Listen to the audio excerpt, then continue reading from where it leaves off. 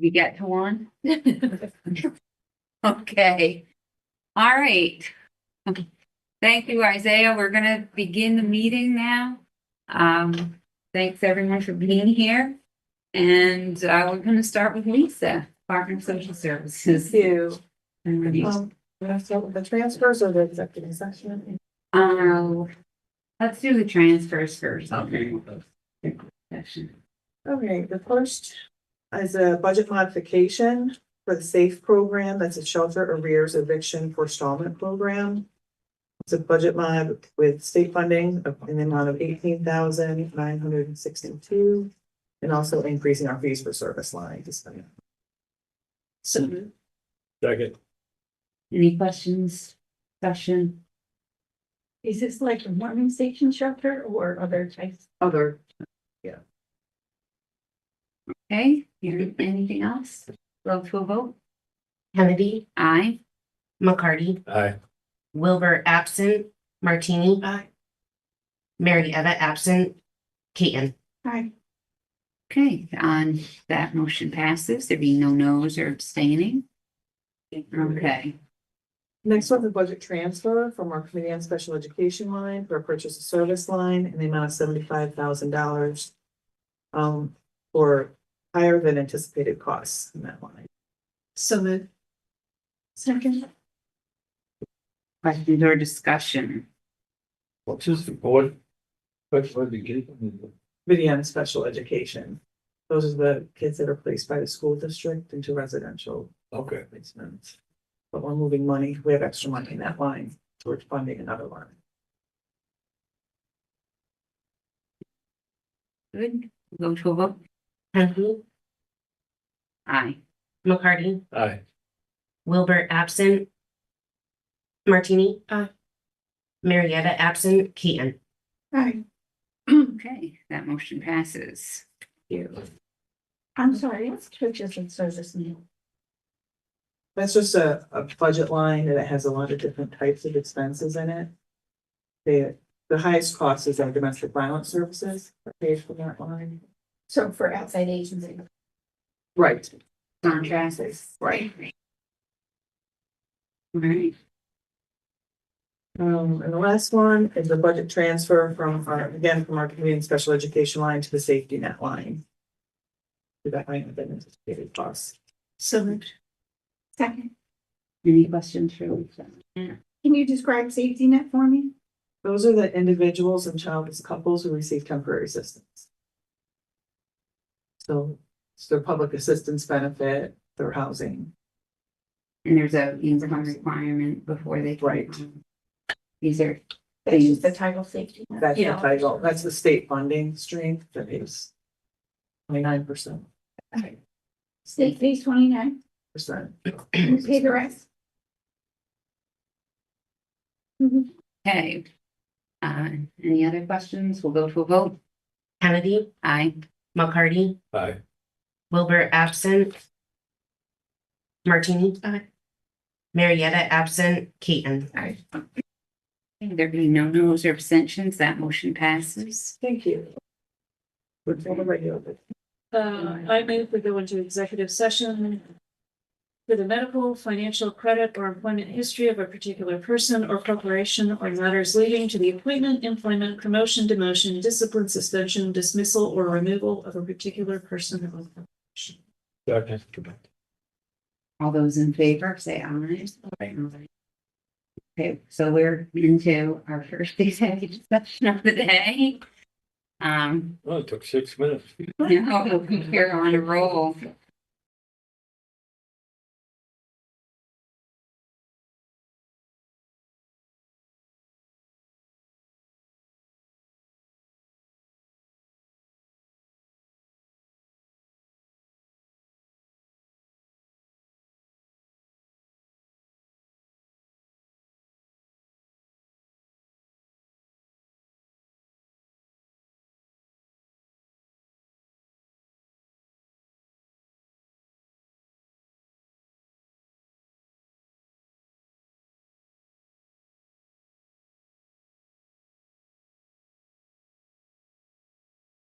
Recording stopped.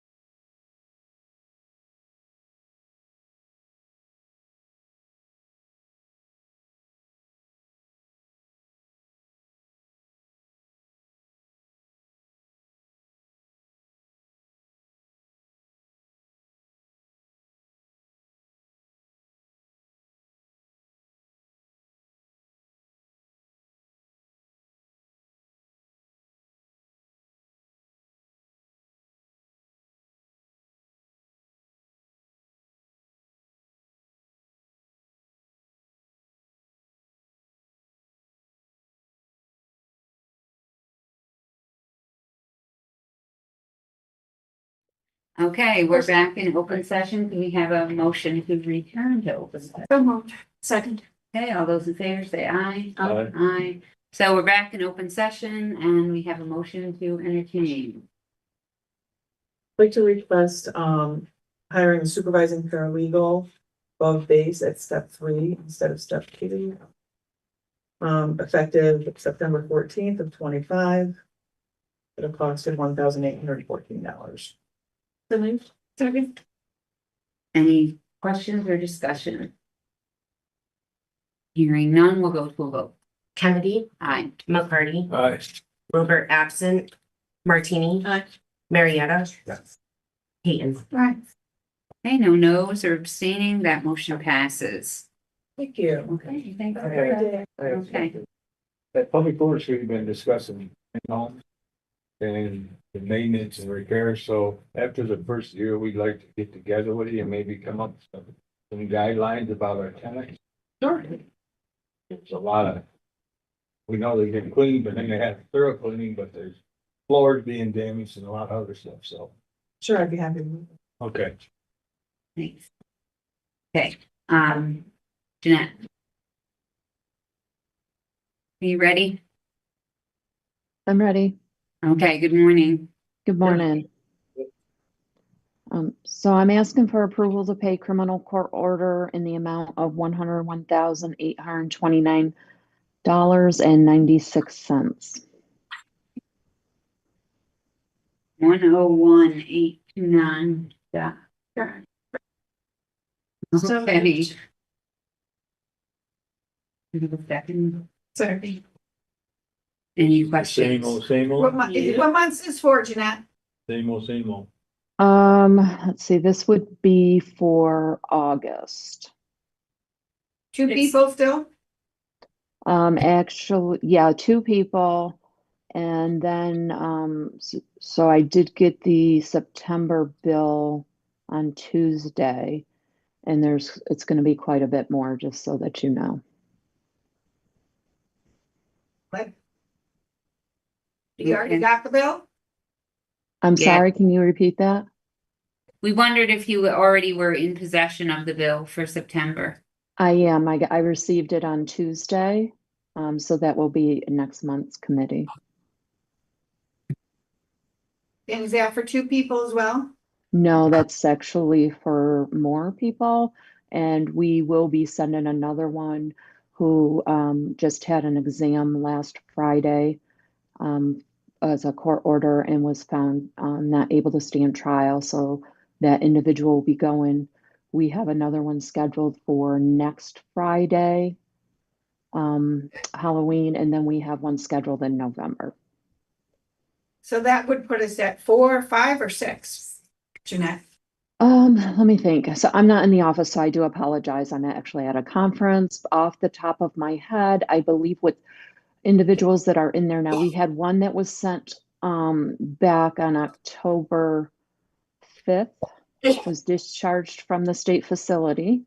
So that leaves right now, I believe 3, but like I said, I'm not in the office to verify exactly that.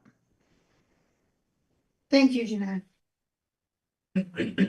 I've got a, Okay. I have a question. Oh, okay, Steve, your question? Jeanette, on the paperwork for the mod, your Yes. signature and some of the earlier ones are really early in September, Okay. like 9/18 maybe. And Alan signed it about 9/18, Alan Ruffles. I just want to double check, this is the one you intend us to approve now for the 101 and the 96 cents, right? Correct. That is for this one. I have not sent him a mod yet for the new one since I just received that this week. I'll send that over next week.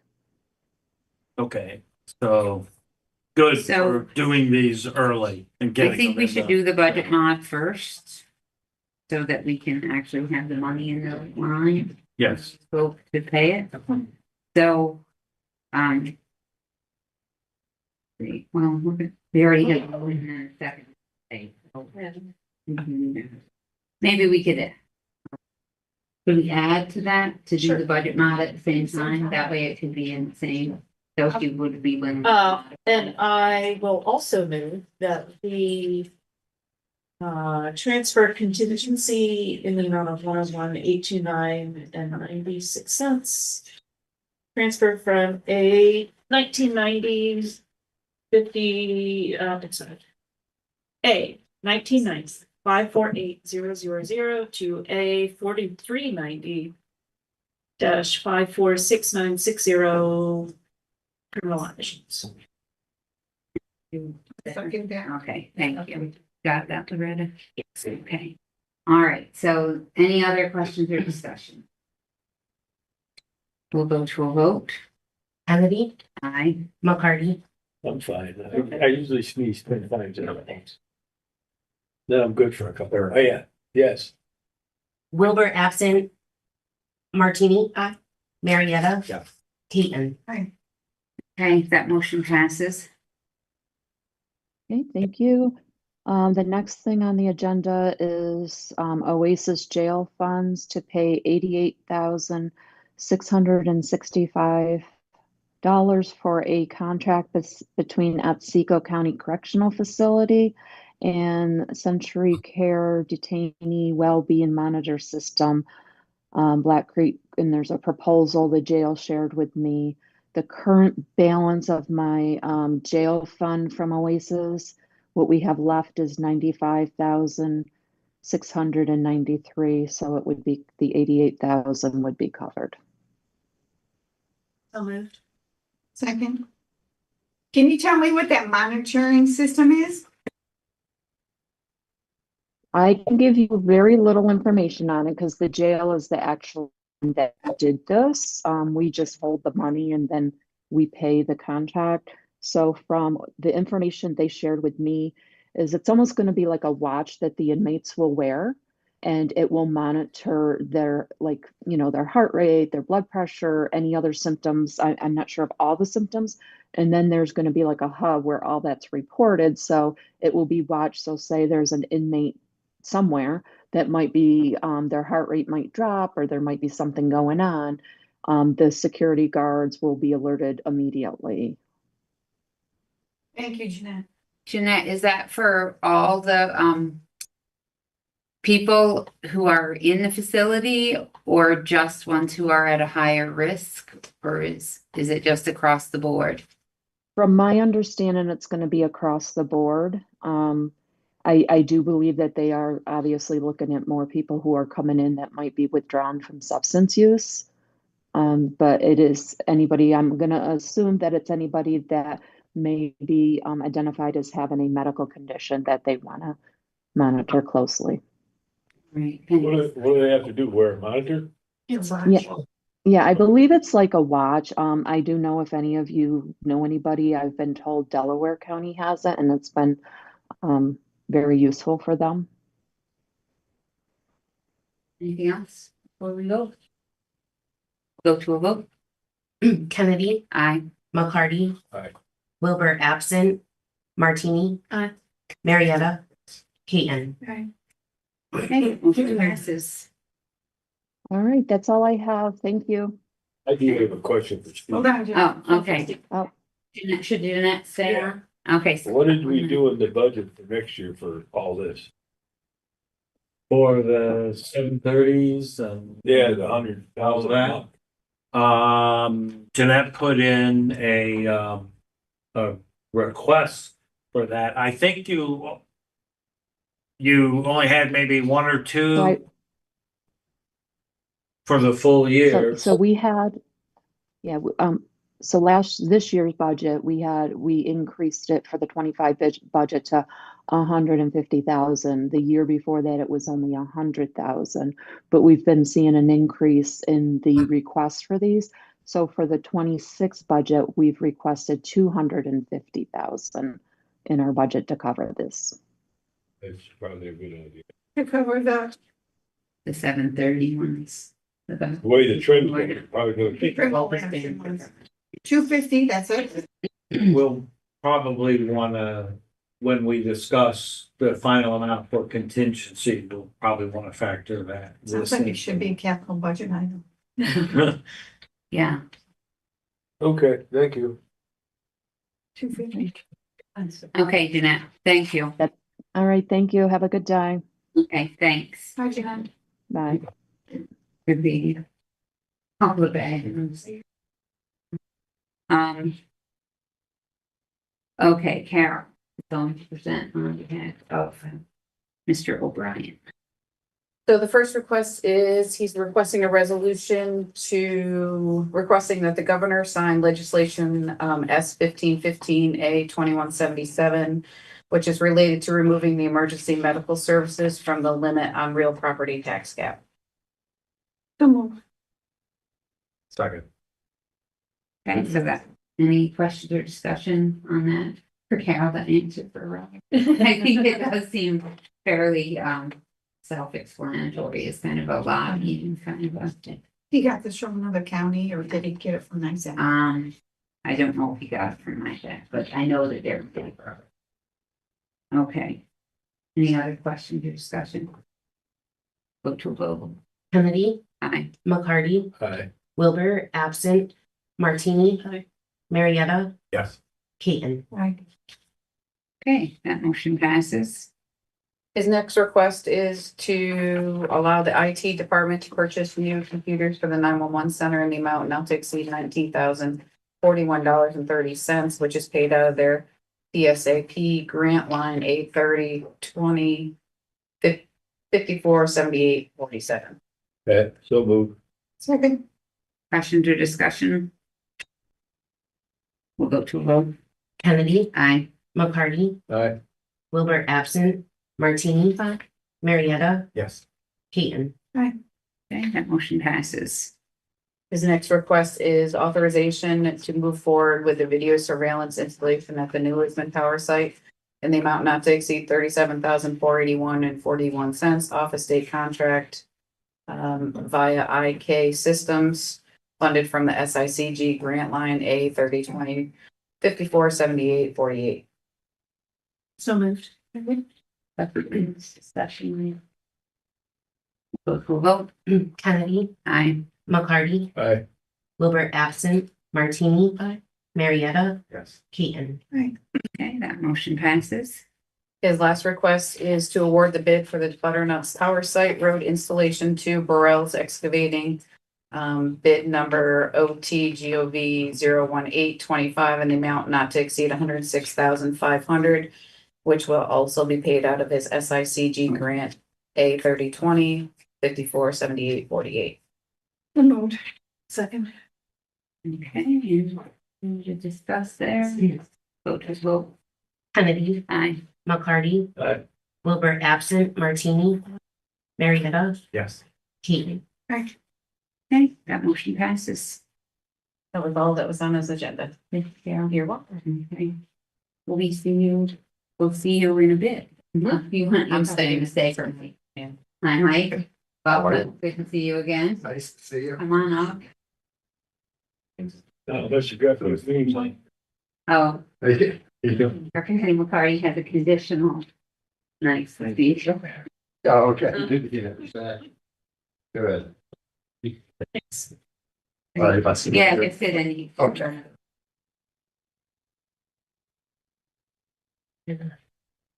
Thank you. Better. Well, nice to see everyone. So, it's that time of year again.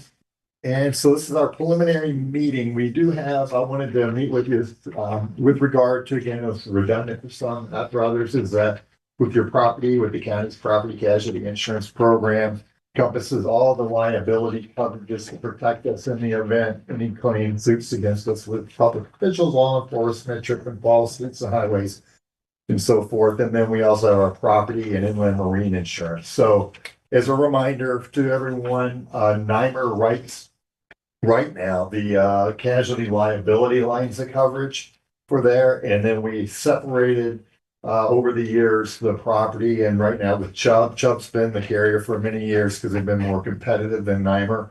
But we do revisit that each year, and we are in the throes of revisiting that right now. this morning I do have a preliminary pricing indication. I gotta say that the good news is on it, it's coming in better than market and we still have negotiation to do. I can't commit to these. The property in Marine, I'm gonna talk to you about that premium relative to some claims activity, but verbally, we've had good feedback on that from Chubb, and Niner also is taking a look at that as well. So definitely want to caveat that these numbers can change until I see it firm in writing, but we have had some extensive conversations with both our Niner and the Chubb underwriters on it.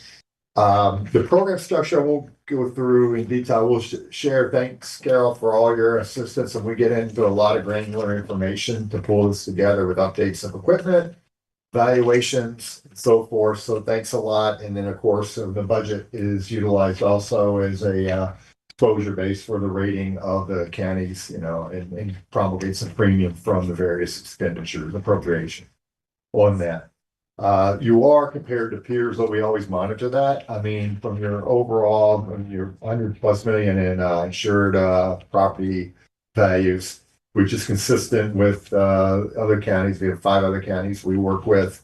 And also from your liability standpoint, you have 5 million in total for each occurrence limit with 10 million in the aggregate. So that compares favorably with your peers. And relative to historical past claims, it's been more than adequate, and we hope it continue to be that way. I don't want to jinx that. So on there, I think to everyone's concern today, in respect to your time, is that if turn to there's a premium projection page, and what we did on here is that, and again, this is a work in process right now, is that as a reminder, we have been in a 7-year cycle, running an 8-year with this continuous, what we refer to as a hard market, firming market, meaning insurance companies continue to increase premium rates and continue to try to claw back coverages.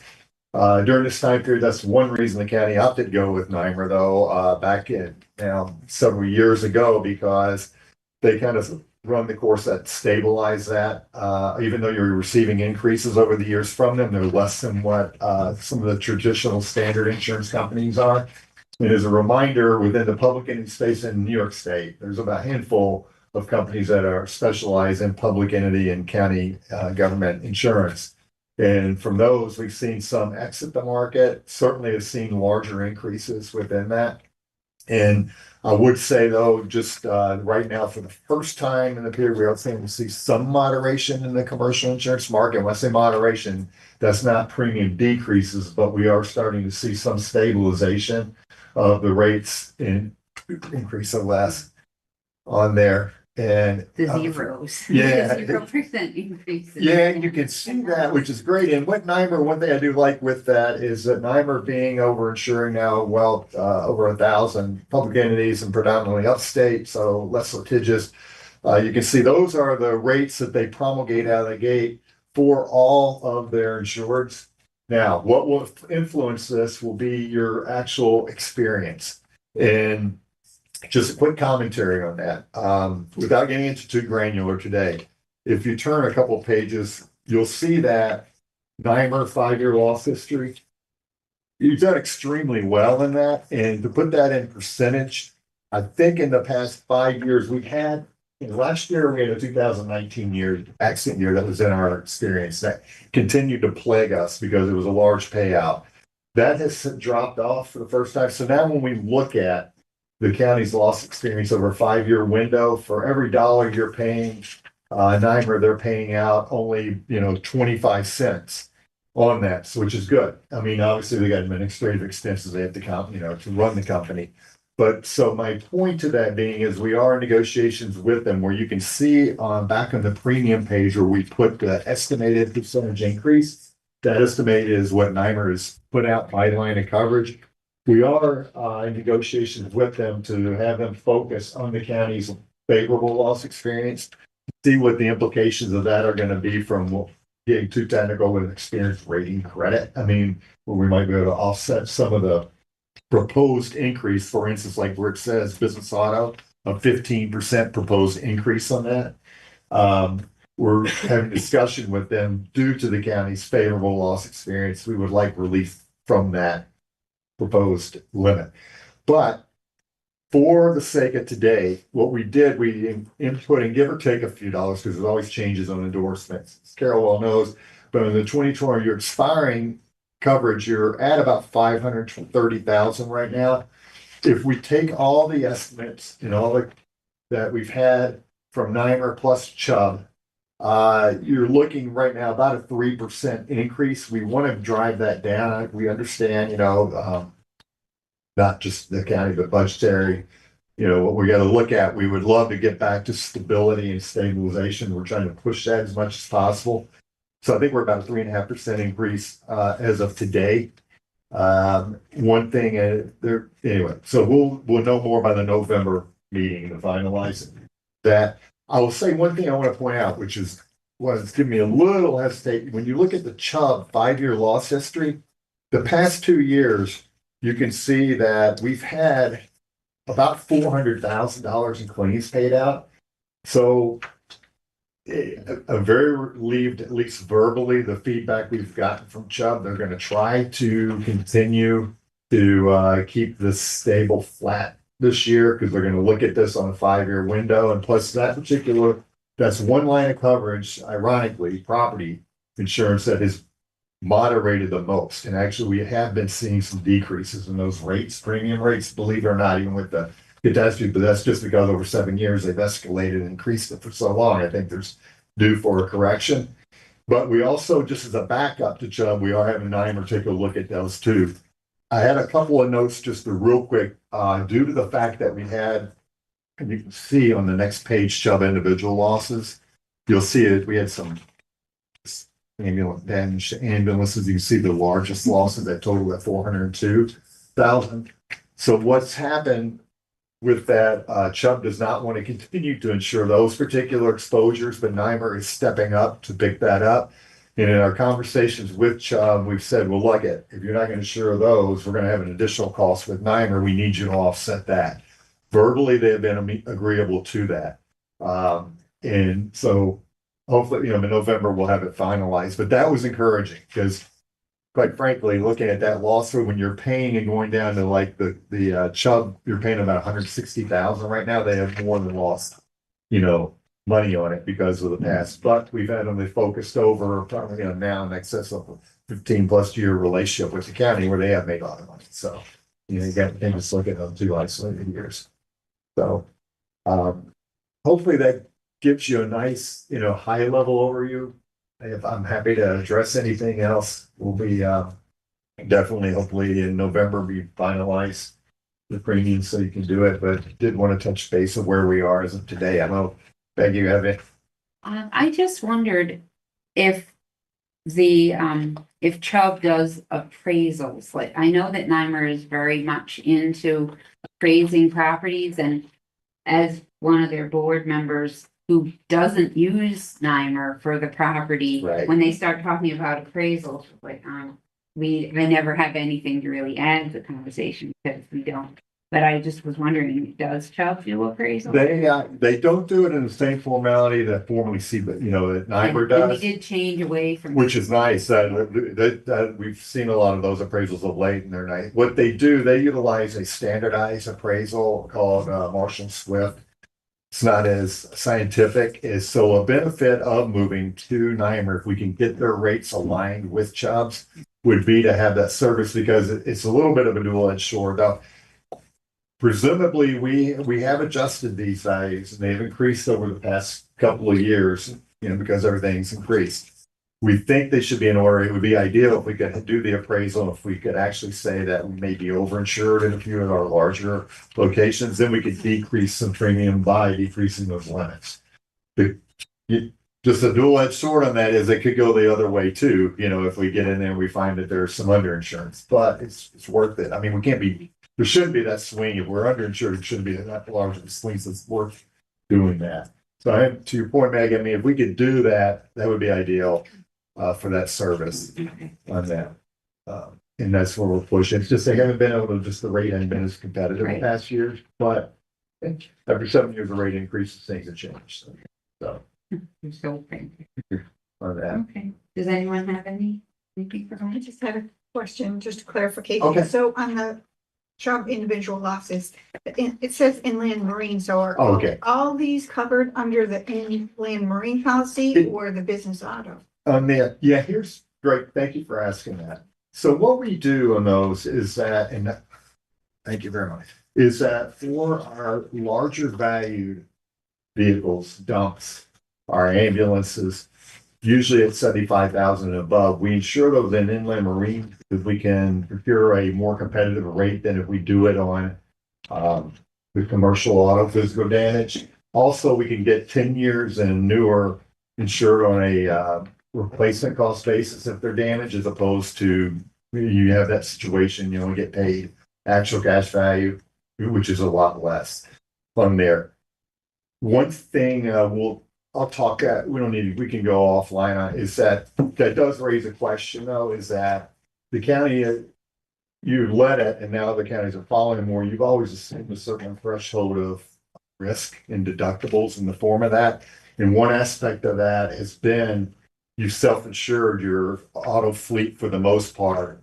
But to date, we've been anything like 75,000 and above. We've been adding that on for physical damage coverage. Would ask you if you don't mind, maybe give some thought to that as to what's the appropriate threshold for that to make sure we've had that insured appropriately, you know, because sometimes we'll add a piece of vehicle and it may be 70,000 and it just falls short of it. You know, you're self-insuring that. Do you really want to be doing that? So we need to think about that. I know it could be a pickup truck. Right. Well, today, my Right. gosh. Yeah. Yeah. So, Yeah. So I would like to talk to that, Kara. I know we go through that back and forth and we've got the schedules on that to isolate that. But thanks for bringing that up. And then one other thing, just real quick, we've been talking with Denise about we have like say relatively minor damage, offender damage. I mean, that can be a lot today, but if we can identify it as relatively minor damage to a vehicle, instead of having an adjuster sending it out to an adjuster and then, you know, incurring those costs for the adjuster to look at it, which can be $500, $1,000, we might just want to say, well, let's go ahead and just fix it, you know, on that. So that's no response needed today, just throwing that out. Those are discussions that we've been talking about, just how we can better manage the risk and the cost on that.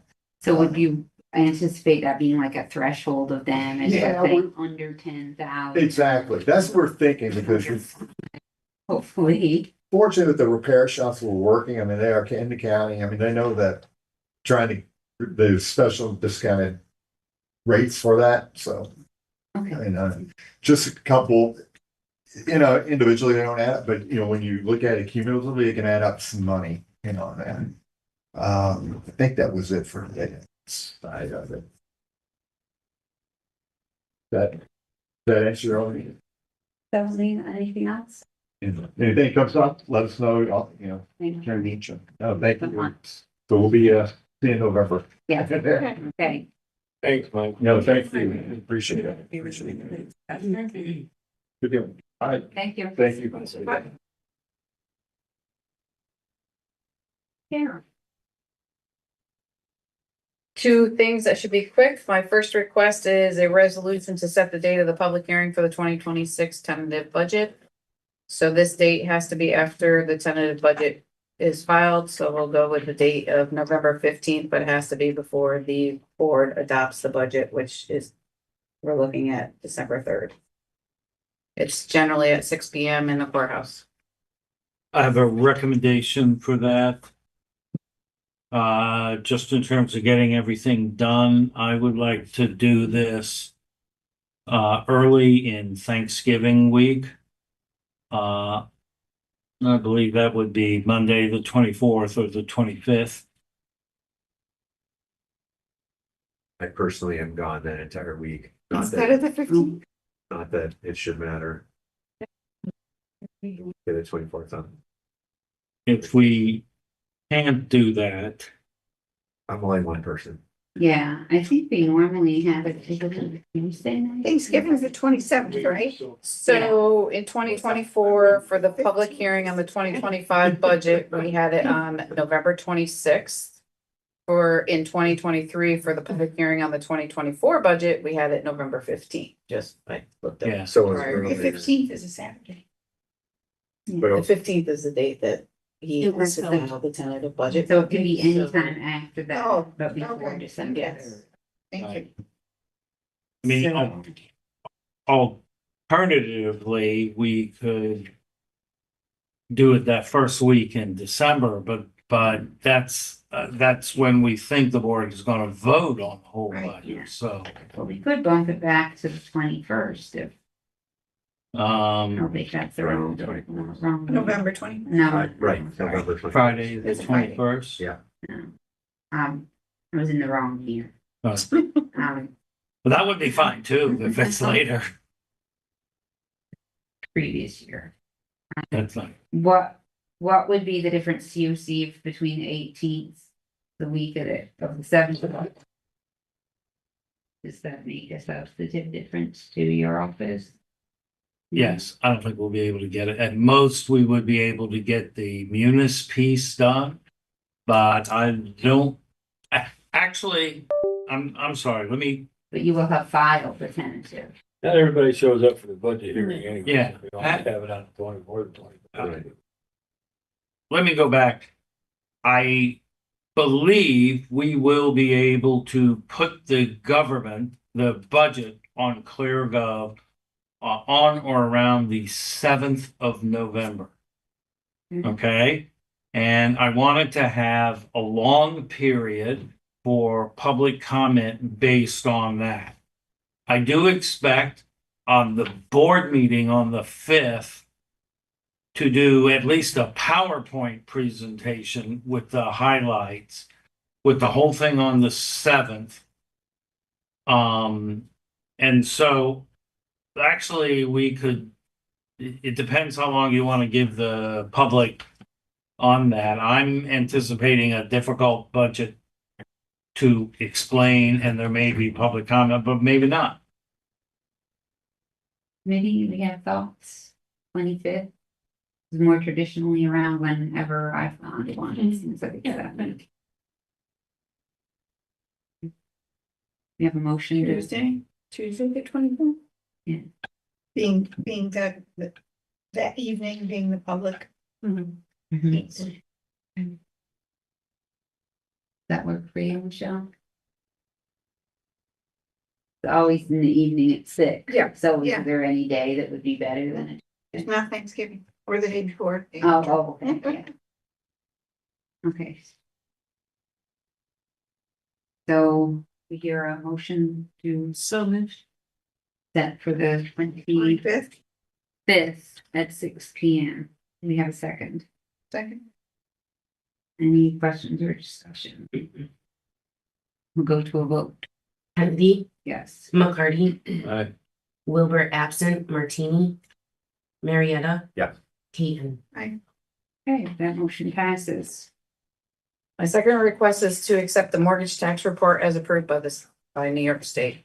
Second.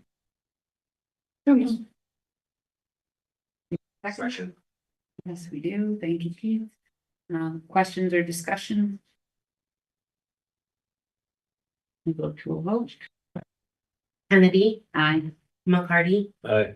Wilbur absent, Martini. Aye. Marietta. Yeah. Keaton. Aye. Okay, that motion passes. That's all I have over here. Okay, thank you, Sarah.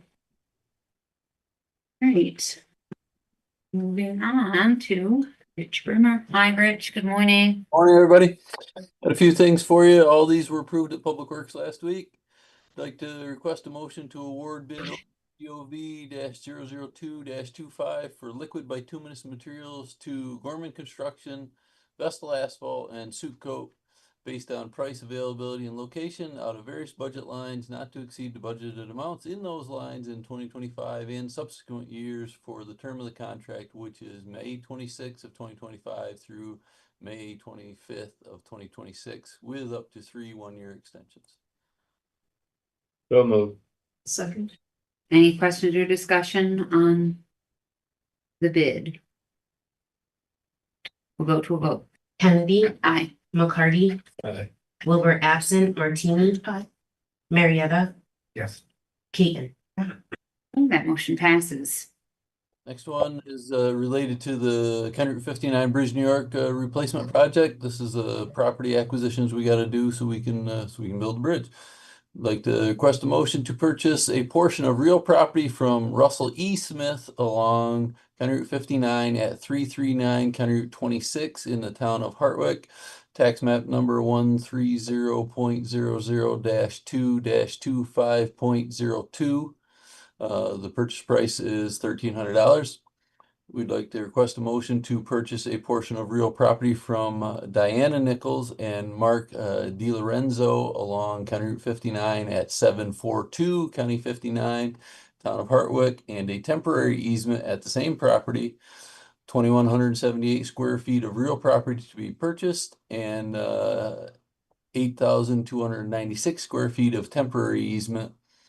This is located along County Route 59, I already said that, and purchase price is $1,700. Next one, request a motion to purchase a portion of real property from Roger Allen Smith, Russell E. Smith, Barbara Joe Smith, Richard Scott Smith, Russell Smith, and Betty Jane Smith along County Route 59 at 259 County 26, Town of Hartwick. Tax map number 130.15-2-1.00. Purchase price for that one is $1,200. And the last one, we'd like to request a motion to purchase a permanent easement of 3,133 square feet of real property from Pamela Harloff located at 737 County 59, Town of Hartwick, tax map 130.15-1.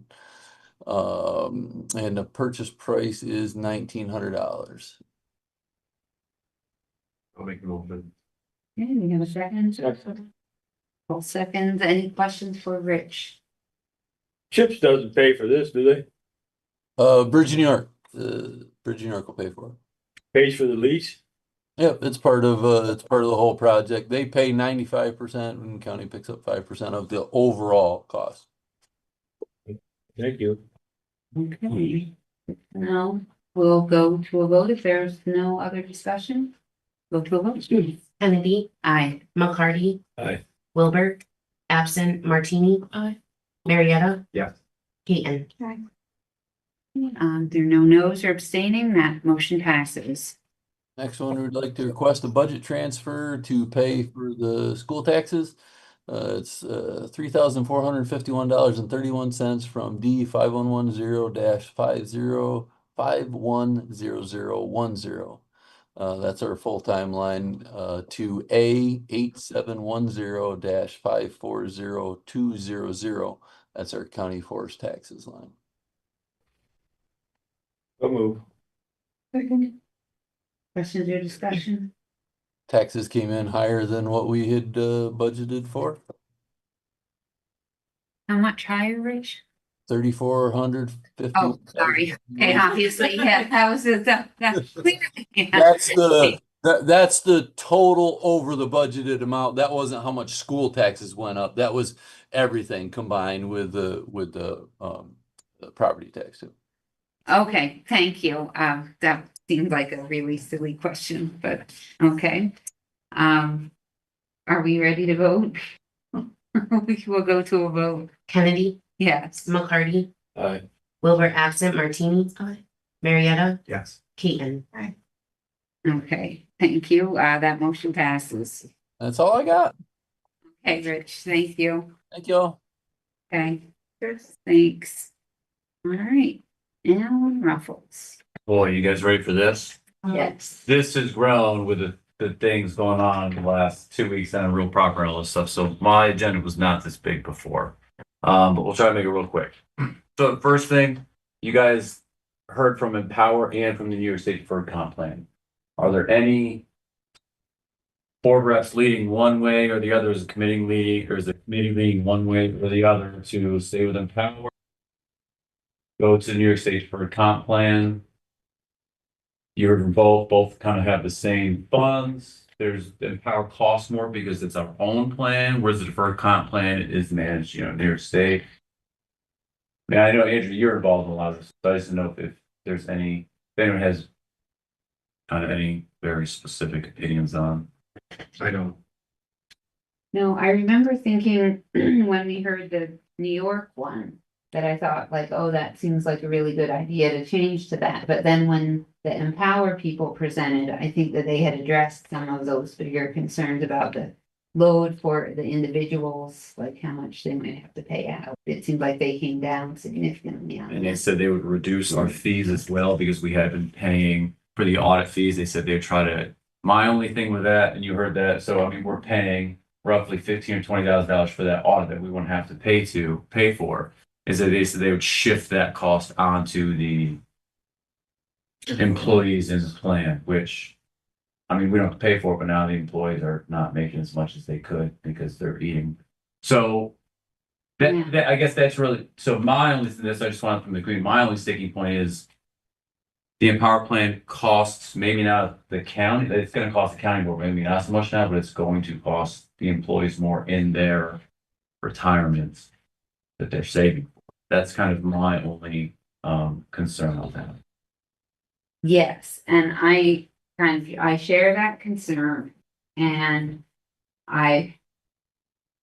but the flip side of that concern is telling everyone you're getting a new plan. Would Yes. that be a heavier lift or how much extra work might that? Yeah, and if the committee suggests that I kind of would send out an email to all employees and just say, hey, we're thinking about this. Does anyone have, because last time we did this, there were some strong feelings.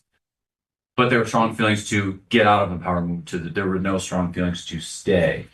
So if I put this out again, I'm wondering if, if I came back next month and listen, all the employees, I've heard this.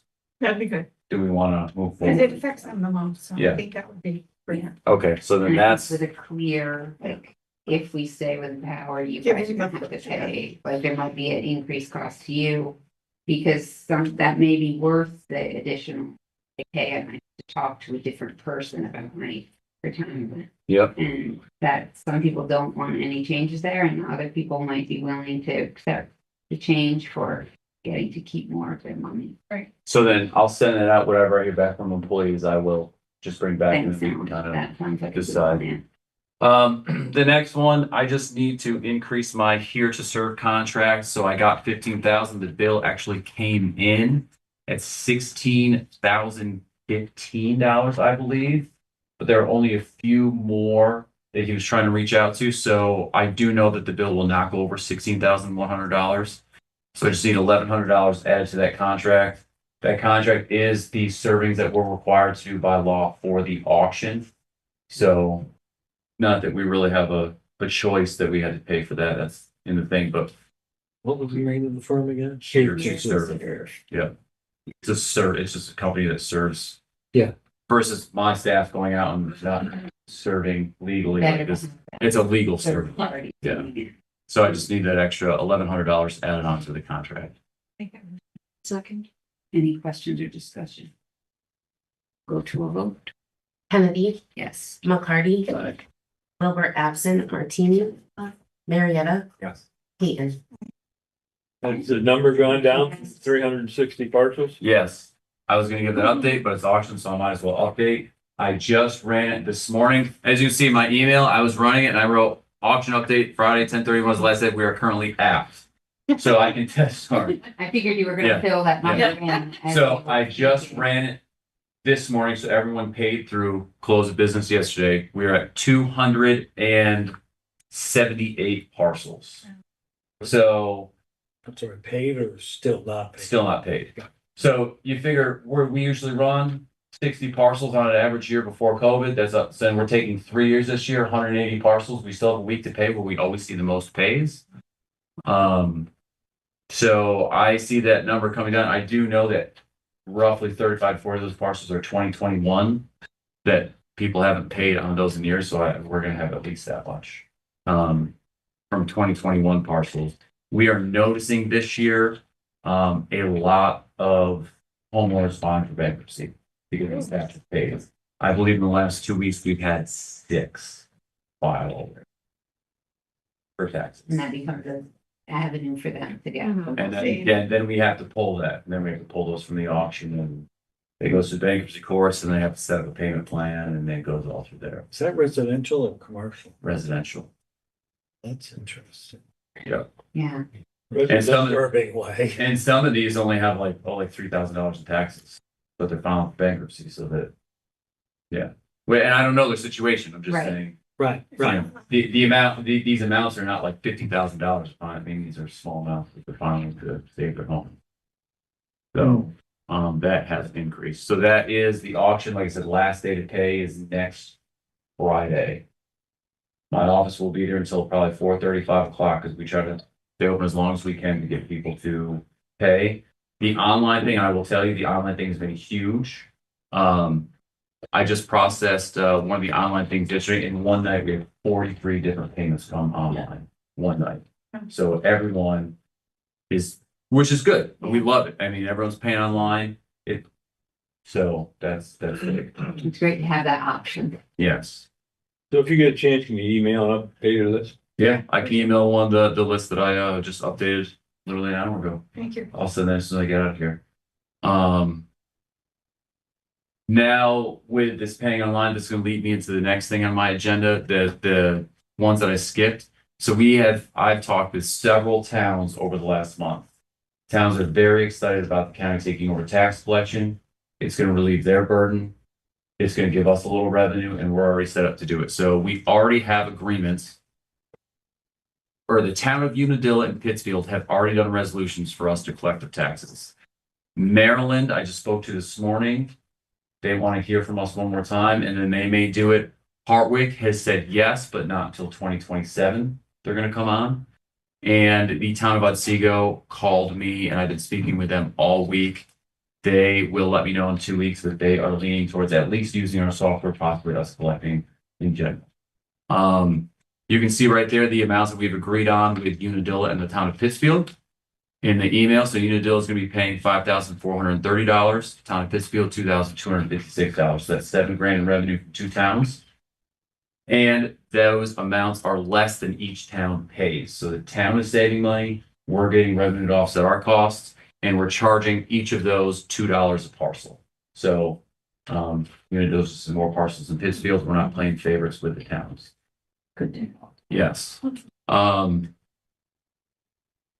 So I need a resolution for the board to now accept our office to collect taxes for the town of Unadilla and Pittsfield. They both did resolutions. We need to do resolutions so that that's like our intermunicipal agreement. Here's what we're charging. Here's all of that. Do we need to do it for each individual or one, or can we make a blanket one that we're gonna charge $2 for any blah blah going forward? I don't know them. I would just do them and it stinks because it's more work. I mean, I guess it's just a resolution for the towns, but do it differently because we have, and every town knows this, and I presented this every town I've been to, we have an elevator for, okay, you have this many parcels, but this is how much you're paying. And we've kind of incorporated that to make sure it's lower than what they pay. Okay. Okay. So like, I know the city of Oneonta is not considering it right now, but if the city of Oneonta considered to come on, they've got triple the parcels than anybody else. So would we be charging them $2? No, we might charge them $150, but it's, Still, it's more. so we're kind of running that. So I would just do two separate ones for Unadilla and Pittsfield. Unadilla first. Yeah. So moved for, what do you call this? For Unadilla, For Unadilla, but so. to collect their taxes for $2 per person. That sounds great. And you'll put the number of parcels in that resolution. Yep, I have the number of parcels, which I'll get to the town attorney. So that or would the county attorney. just be property taxes, would be village tax or. Nope, this is just property Does that need taxes. to be in there or? Yeah, we can build this resolution, so we just say, yep, it's for only the 2026 collection for property taxes, because right now we're just doing a 1 year to see how it goes, because maybe it sucks and they want to get out, or maybe it's awesome and then they want to stretch out, so we're gonna collect your property taxes just for 2026. and, we'll So reevaluate. the resolution, we don't have to go down into the details on the resolution. I can We just work with it. authorize the treasurer's office to enter into an agreement with the town to collect their taxes. Yeah, for the calendar year 2026. Property tax. Property. Yeah, property taxes. That's it. That is, sounds good. okay, all right. We'll make that. And you had, Say what and you you had a want. second, Second. seconded, okay. Okay, any further questions or discussion on this one? We'll go to a vote. Kennedy, Aye. McCarty, Aye. Wilbur absent, Martini, Aye. Marietta, Yes. Keaton. Okay, that motion passes. And now we will consider for the town of Pittsfield a similar resolution. Correct. I will make that motion. See above. And a second. Second. Okay, questions or discussion? We'll go to a vote on that one. Kennedy, Yes. McCarty, Aye. Wilbur absent, Martini, Aye. Marietta, Yes. Keaton. Right. Hopefully that goes well and others. That If motion it saves passes. everybody money, why not? Yeah. Yeah, and it allows people to pay online. Like I said, the only downfall here is that people can't go to the town of Unadilla and pay their taxes. Right, they would have to come up here. They're gonna have to come here, they're gonna have to mail them here, they're gonna have to pay online. We're also working with the town of Unadilla and Pittsfield and others where they're gonna have a drop box. So if they wanna drop a check, we'll go in once a week, we'll pick that up and process the payment. Or I know I've talked to some board reps, they would go in, once a week before they come here to pick it up for us. So that's another thing we're working on. So I think the underlying benefit is there are choices. Yes, More choices. there's several choices. Yeah. So you're gonna, some of them are probably gonna want receipts, you're gonna regale them back. So we are going to make, if they request receipt, we can email a receipt back. However, you can go online anytime and look at any receipt. So for the ones that don't have a computer, yes, we're gonna have to mail, but if you have a computer, even if you don't want to pay online, if you mail your check or you come here and pay, you can immediately go online and a receipt will be there. And we can email receipts, we can do all of that. So the hope is that more and more, we're using less paper sending receipts and people are just, oh, I want a receipt, I'll just go online and look, or we can email a receipt. But yes, we do have the ability, anyone that does want a receipt, we can print one out and can mail it. Right. I can't speak for Pittsfield, but I know Unadilla, she had no office hours. We put everything in a Dropbox for the last 2-3 years. Anyways, right outside the, just at our school table. Yeah. Dropbox. So she was never there. She sent in the receipt. Really nothing's changing in Unadilla. Yeah, So. they're just saving a little Other than the money, town is saving. some money. We're getting a little revenue to help offset.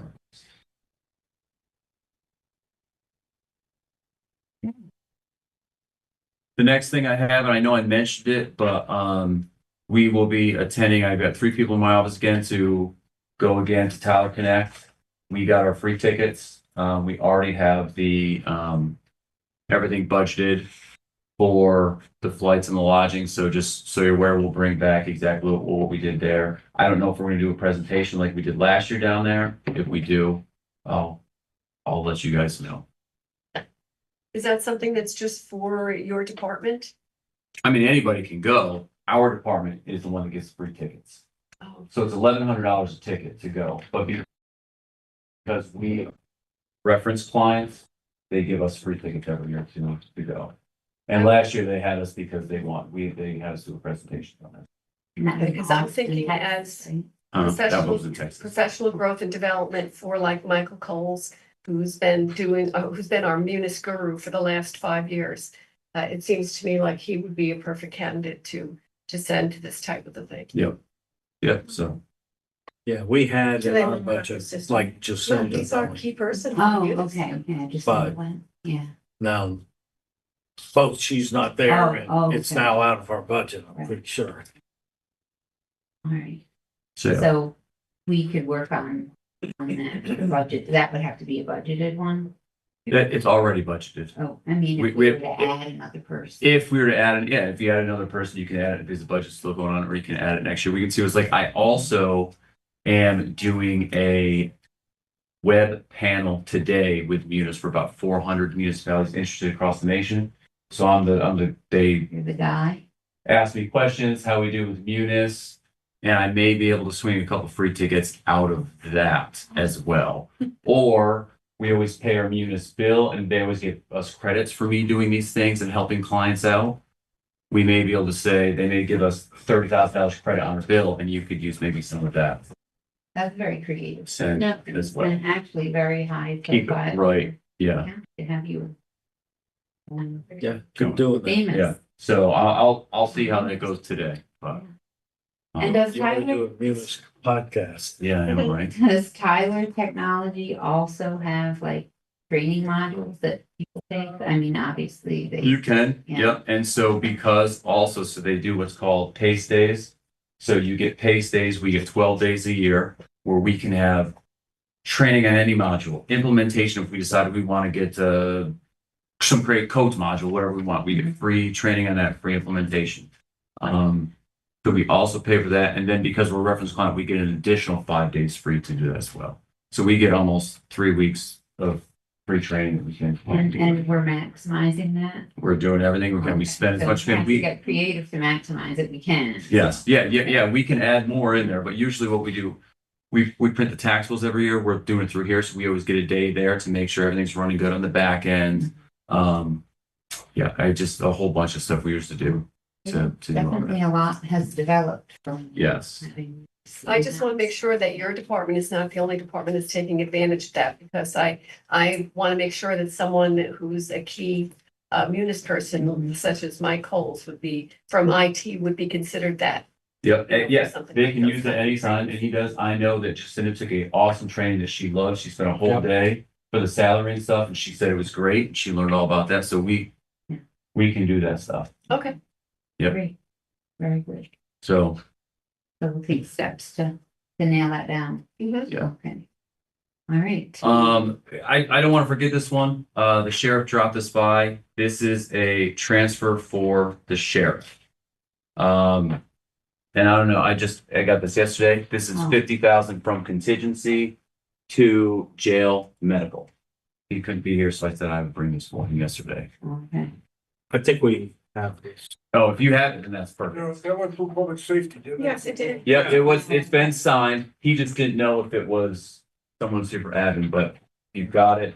We would just need approval. Oh, that's true, because Just to make sure I don't. He is on the schedule. Oh, and it says Alan Ruffle will present the budget Yeah. transfer on behalf of the sheriff. So let's do that now. Yeah. Yeah. So that's, yep, and good. So Steve has it also. Okay. Okay. So do we have a motion to? So move. And it's 50,000 from contingent into. Jail. Yeah. Yeah.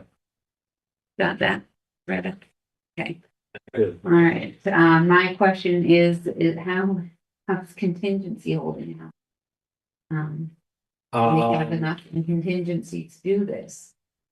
We do. It's gonna be very tight toward the end of the year. I'm worried about the 730s that Jeanette mentioned, the That are additional. coming down the line.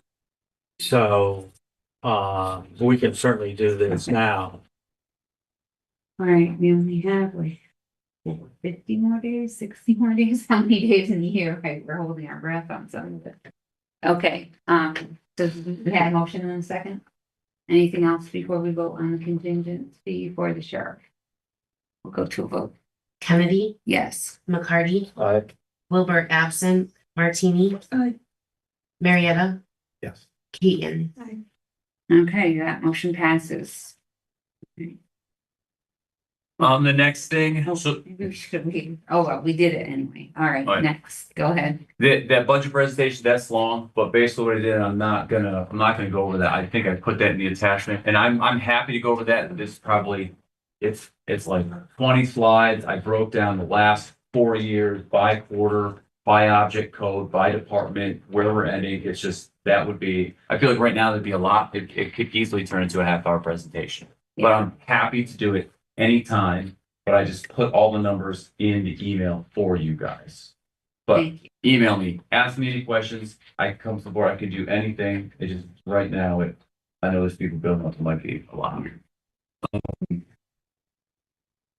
Because of this auction, we should just mention this Supreme Court hearing that just came out of Minnesota, I believe. I don't know how far it's gonna go, but basically, the Supreme Court is hearing a case that says you owed $13,000 in taxes. We took your home. Right now, whatever we collect over and above, let's say we collect 17,000. We keep 13,000 for the taxes, 4,000 goes. There is now another Supreme Court case that's supposedly trying to stop that because now they're saying, and I'm not an attorney, but there's like an illegal takings violation in one of the amendments that basically says, well, you took my house for 13,000 for taxes, but the house is worth 200,000. So you're going to make up that difference. And the Supreme Court is hearing that case. So that, I mean, I think they know that that would completely devastate any municipality. Because, More expensive to. So just Why want would everyone to be, why would you pay a realtor listing, sell it for you would, Yeah. you would just not pay your taxes for years and then, yeah. So that, like I said, there's nothing there. The Supreme Court, I think I sent the case in the email just so everyone can look at it. Yeah, I did. But I just wanted to be aware of it. If it gets further, we'll discuss it more. Okay. Right there, I put in the email the cash spend update where we are to date. Now, this is as of Tuesday, okay? So I ran this Tuesday, so those numbers are not reflective of today. But you can see that currently right now, the county is sitting in a $2.8 million deficit, cash deficit, nothing to do with the budget, strictly cash, just cash. Down from last year at this time, last year was 4.5 million. Versus you can see 23, 22, we were in a surplus at this time. I know you guys like to see that, so I'm just including that right now. You can see it in the email. The sales tax in there, I usually send you a thing, but we should spend 30 seconds on that because you saw our last sales tax payment, which is our largest of the year, was down 28%, over $1 million. That is because of the reconciliation. A couple of municipalities reached out to me about the checks. Okay, there's nothing we can do. Basically what the state does, and I don't understand why the state does it, and I'm not going to tell you that I do understand, but they do a reconciliation that basically says, we overpaid you. Instead of just paying us what they actually collect, they have this algorithm that says, well, last year you got about this much, so we're going to give you this much this time, and then they do a reconciliation that says, yep, we sent you too much. Why they don't send us the actuals that they just get is beyond me. But so we got hit pretty hard with that reconciliation. We are still going to hit way above our budgeted amount. We are still over where we were last year, but that was a significant bring down. Yeah. So I don't expect to see that because we shouldn't have any more reconciliations until the end of the year, which might only affect 1 or 2 payments, but just be aware that sales tax took a pretty hard hit. And that's why it's so hard to rely on non-guaranteed revenue. Is a huge chunk of our budget. Oh, yeah. I mean, we've done this, our budget's here, non-guaranteed revenue, guaranteed revenue. Almost every other county in the state, with the exception of Saratoga, is guaranteed revenue, non-guaranteed revenue. So we're a tourist attraction. That's what it is. I gotta say, when I was in Schoharie, I used to dream of having sales tax revenue like Otsego. Now, not so Now much. you look at that and you're like, yeah. Yeah, it's what it is, but. Yep, we gotta work here with it. So the next thing, so that's sales tax. The occupancy tax is doing fine. That state law with the occupancy tax, we're leaving it. We're just gonna opt in. That seems like what everyone wants to do. I'll also be fine managing the technical aspects of it. But I am seeing that Airbnb, at least, which is the largest one, is now collecting sales tax on rentals. So any rental that's being booked now, sales tax is being collected on that. So we should start seeing that in our sales tax, which, based on what we usually collect, could be an increase of $1.82 million in sales tax for 2026, based on how much our occupancy tax usually is. I wonder if they'll ever give you reconciliation. That's highly doubtful, but they have said right now no, but I know NISAC is pushing to have that done. And just because this came up in the past, I send all of those unpaid reports so that everyone's aware. And if just real quick to just go over how those work, because they are important. So like I have the 2022 unpaid report open. The month that I've highlighted is October 21st, and that shows how many parcels have not paid their 2022 taxes, how many have paid, and how much money that the county is currently floating. So right now on this, your 2022 tax bills, the county is floating towns, villages, school districts, $436,000. That's kind of our float. And then when you add up 23, when you add up 24, you can see that float continue. That's why I think not that $46.6 million number at the bottom is important, because that's like everybody's tax levy throughout. But you can see it's more of that unpaid and that float. And you can see how many parcels are out there, the 40,205. So those are important to look at. And that is not how many parcels are in the auction, because some people in the auction owe 22 and 23 and 24. So it's getting tripled every time. But I just want you guys to send them every month. And you can see I keep an entire history going back, everything back to when they first started. So 2022, I've got going back to the original 2022 in January. But you can see how much pays every month, how much is collected. It's just something to know. So you know, like the county's floating this much right now out there. And there's that's a cash flow thing, because we have to write that check. Yeah, you get event, yeah, and the check's already been written, so we're sitting on you know.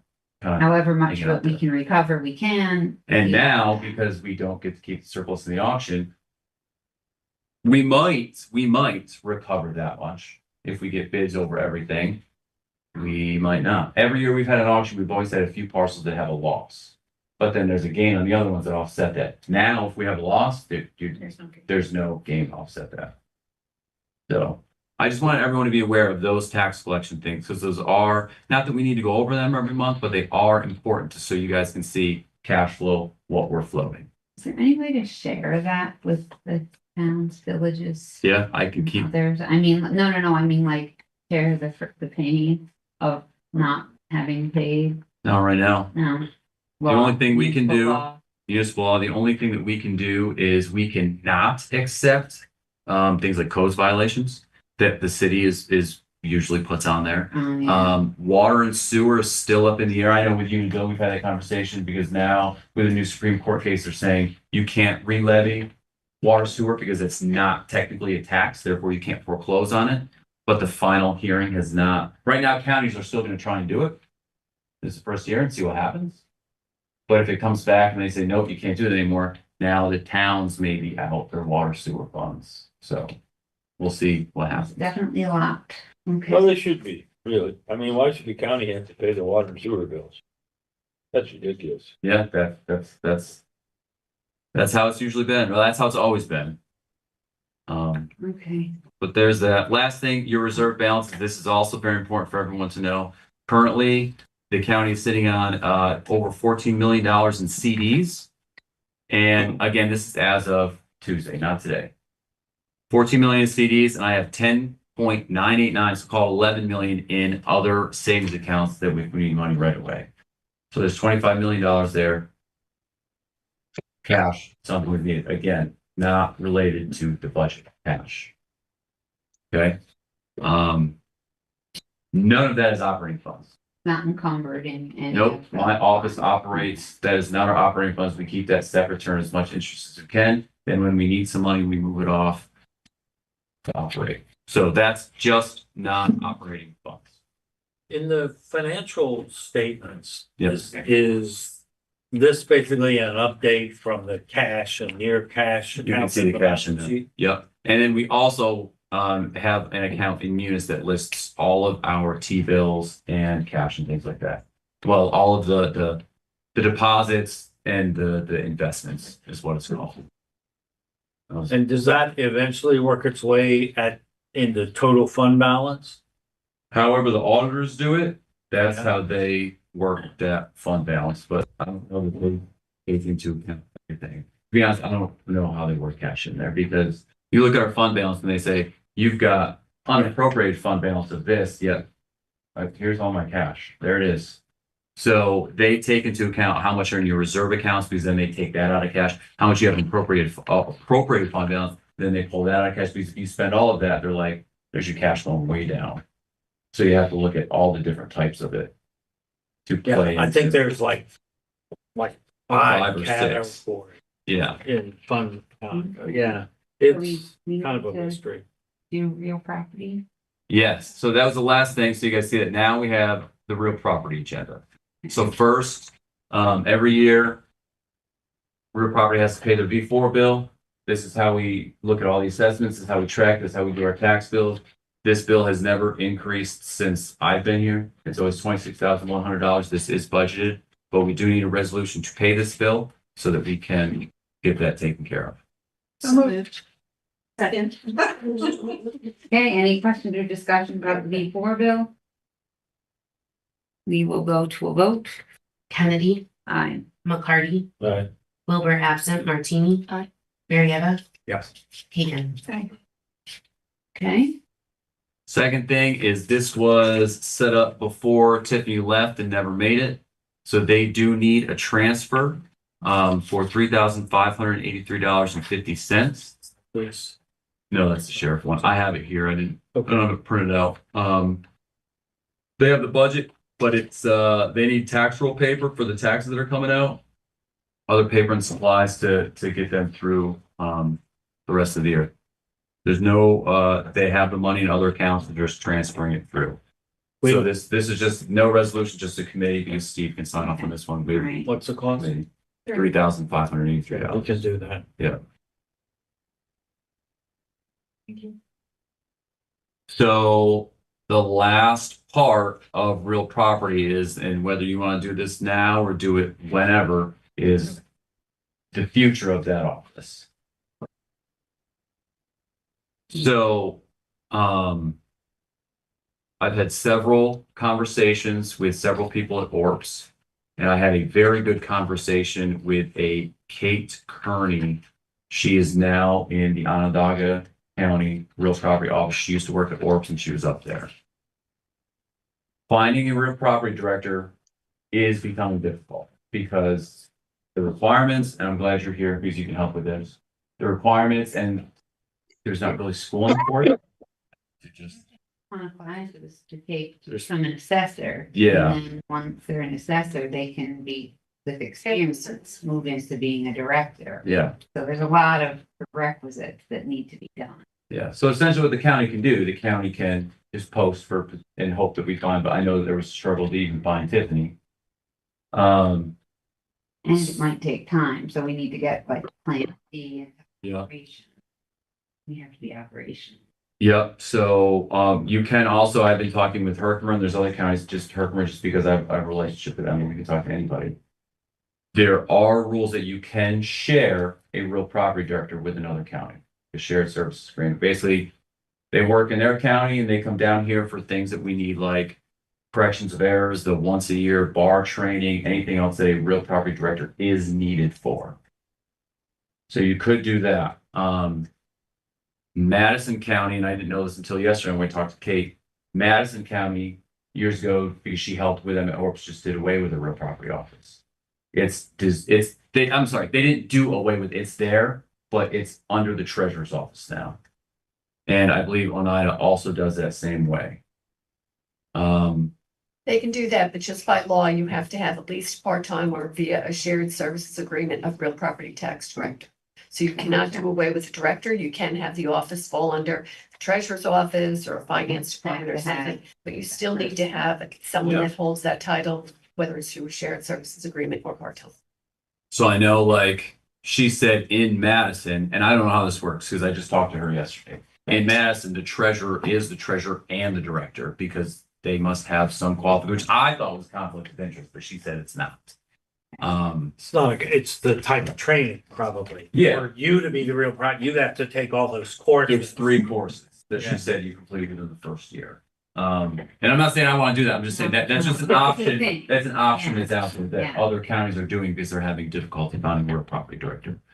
You Right. can be assigned as the Yes, I can. interim acting And then at the 6 month point, if it wasn't filled, then he would have to meet the qualifications. So, I mean, we talked about even filling out a form that the state requires to see whether or not, based on the fact that he's involved in a lot of the real property tax types of things that would be required for the position. So you can have a bachelor's degree in anything and a master's degree in a certain thing, and it basically will offset the amount of experience that you need. So, I mean, we could look into it in the long run, or you could, if you wanted to, have someone, you know, basically lead the team, put him in there on a part-time, you know, interim type basis, because we would have 6 months before he would have to actually meet the qualifications if you wanted to continue it that way. And I would want to make sure that there isn't any kind of conflict of interest, you know, because sometimes we step in that without knowing it.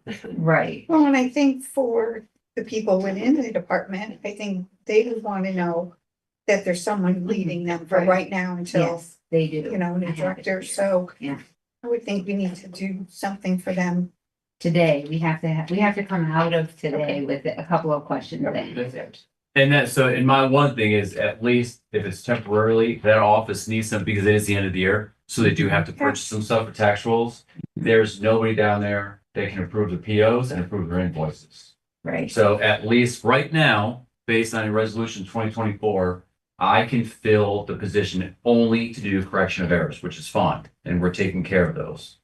But if we were to say that you were the It could be acting Acting director. director. Yeah. And then as the acting director of real property tax services, You could he take do on anything all that. of it. As an elected official, he can do that, Yeah, hold two titles. She knows better than I do. I don't know, but that's what I asked. I feel like you can't, you're not supposed to if you're within the classified section, like I can't hold that title. Like I know, I think in Schoharie County, you had a personnel officer hold the title of director of public health, which caused some sorts of problems. And in other counties, they've done that. But I believe as an elected official, that there's nothing that would. They don't do that anymore. I guess they don't. That was very painful. I But God, it I would give wasn't us, there. it would add stability almost like Instantly. very short term, right away, give them some direction and stability and answer some of the questions. And just honestly, just so they can purchase stuff, like, Yeah. it would be nice if I could just, or anybody could just approve so that they could get the tax bills that they need, get the tax papers that they need, just so we can get those. But one of their questions is who would make budget decisions? That would become you.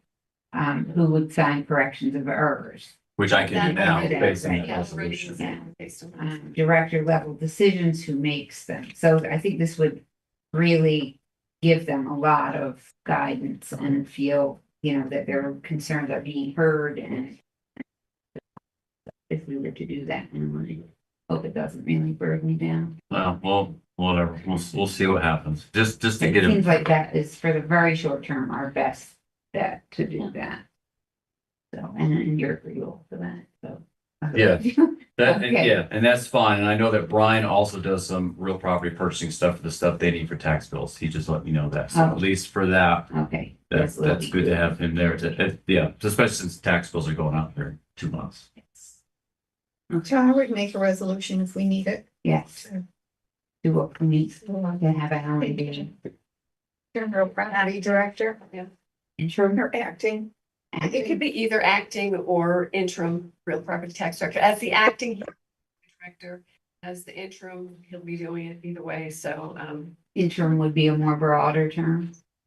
Okay, we can use it. And that's fine, so I guess the next step is long-term. I'm not personnel, you're not personnel, and I don't, you guys can be involved in that situation, I don't, but would you just post for the position? And you're like, oh, position's posted, oh, we got no applicants, well. I Yeah, think we or should look into shared you- services. Yeah, I think shared There's services lots would of be. different Yeah. things looking into. I don't think we should just And then like wait it out. This gives us a That's little fine. bit of Okay. time to Exactly. maneuver in, Yeah. to see what works And talk out. with the other Right. counties. And I think we've got a bunch of shared services options, your connections in Herkimer, I don't know. There's Tiffany's over in Schoharie, that's not that far away, and they have helped us before. This gives us a little bit of space to do Yeah. that. And in the short term, provide stability Yeah. guidance for the department. Yeah. So we have a motion and a second. A second. I believe I. I think you did, yeah. Okay. Do we have anything else before we vote? Vote, Kennedy, yes. McCarty, Nice.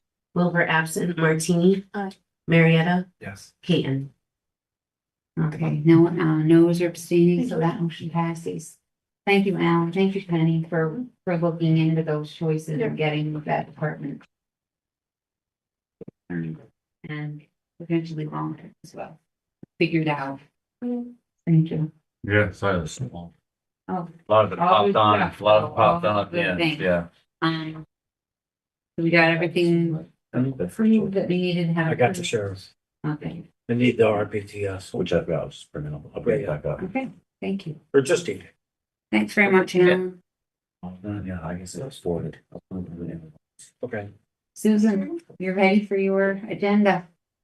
PDF signature. I'll go on. I know, it's pretty exciting to sit in these chairs. These chairs are way nicer than the ones that were here when we first started. They are, weren't those 10 years ago, But they are they super. have their early. own. Well, I kind of like you. I liked the green ones, but I apparently was in the minority because I much prefer these. I just thought they had a certain 1970s vibe. You cannot take that from them. They definitely did. But Susan, your agenda. Thanks. So first, is just a quick update on revenues for our department. We're completely up to date with our reimbursements from ILS. And I can give you more details on it if you want to. PSLA has had more details on the information, but I just wanted to just mention it. The next item is a motion to waive the RFP process for investigator services through the end of 2025. So what happened is we have a PO for Mike tonight as a private investigator with our office. Our PO is for $19,000. I set it up that way because that's like, it's up to 20 basically. If after 20, you need a more formal contract. And the first year that I did a PO with him, I think I did it for maybe 14 or 15, and that was a good amount. This year, we happen to have a lot more work for him. We have 3 jury trials so far this year. We might have another one. So he's right now exceeded that PO. I spoke with Dan Hammer about it, what we should do, and this is exactly what he says we should do. He says it's not an issue because there aren't other local private investigators who are like not being given the work. We do have money in the budget for this. I don't need to transfer any money or anything. Dan Hammer actually suggested that I ask for you to approve it for next year too. PSLA did not approve that, so it's just for this year for an additional $10,000 for that PO.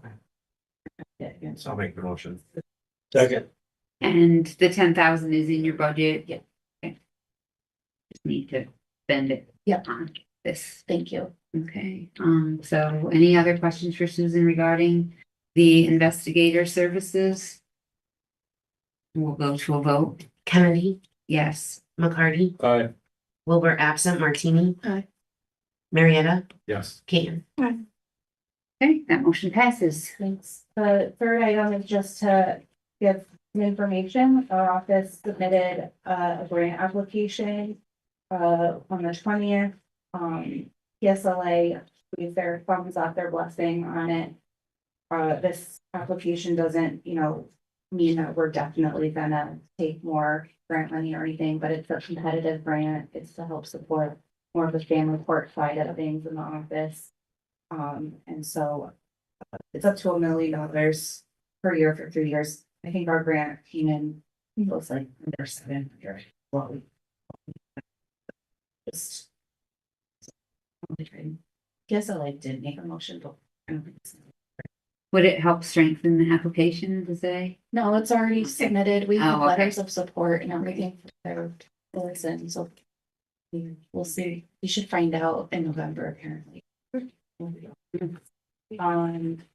The fourth item is just a little update about the assigned counsel program. So this is something that's going through the budget process. Yesterday, PSLA during their budget meeting, and they seem to generally support this program moving forward for next year. So I'm gonna continue to work on this and bring things forward. We would need to approve a couple positions, a rental agreement, stuff like that. So we'll continue to move that forward and bring it to you when we have things ready to approve.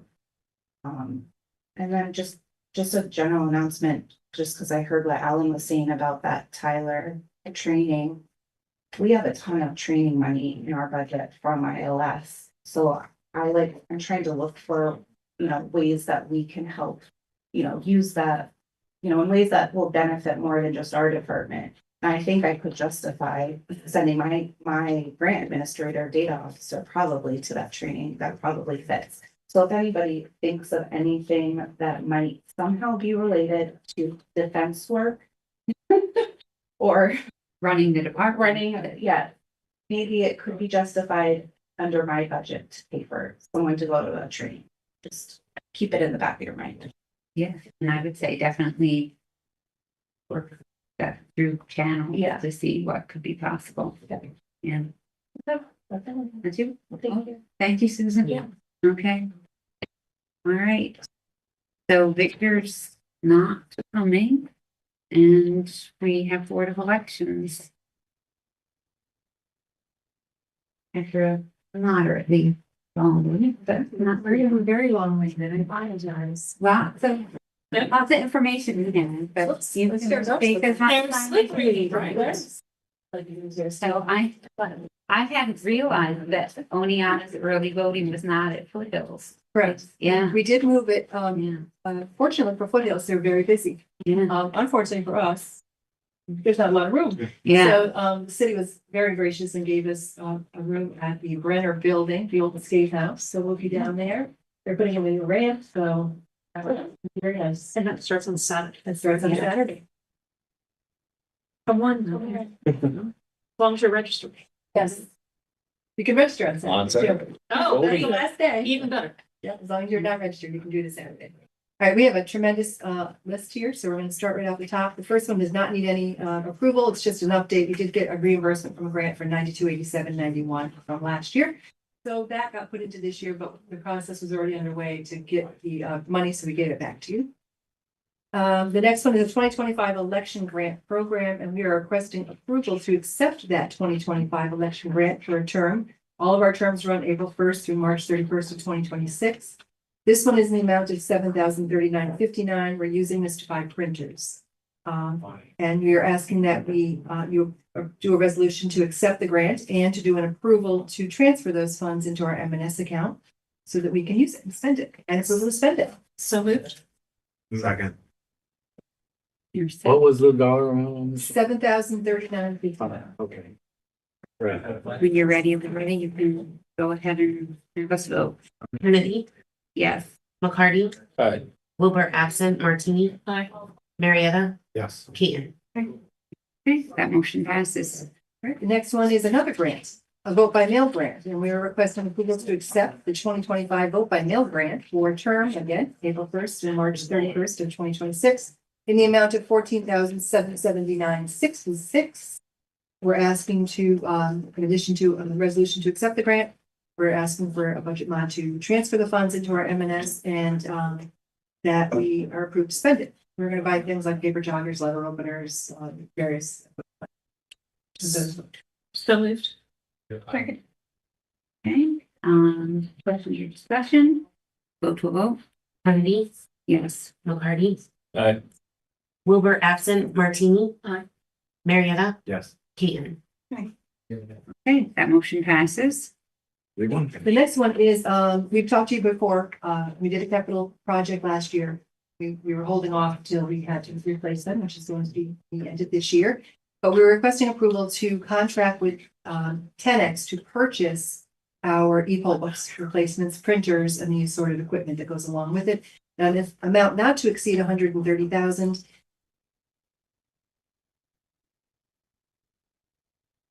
And we're using, I can tell you exactly where we're getting our funds from that. Sorry, I'm just trying to figure out where I left off. Okay, do we wanna do the motion I'll make a to? motion. Second.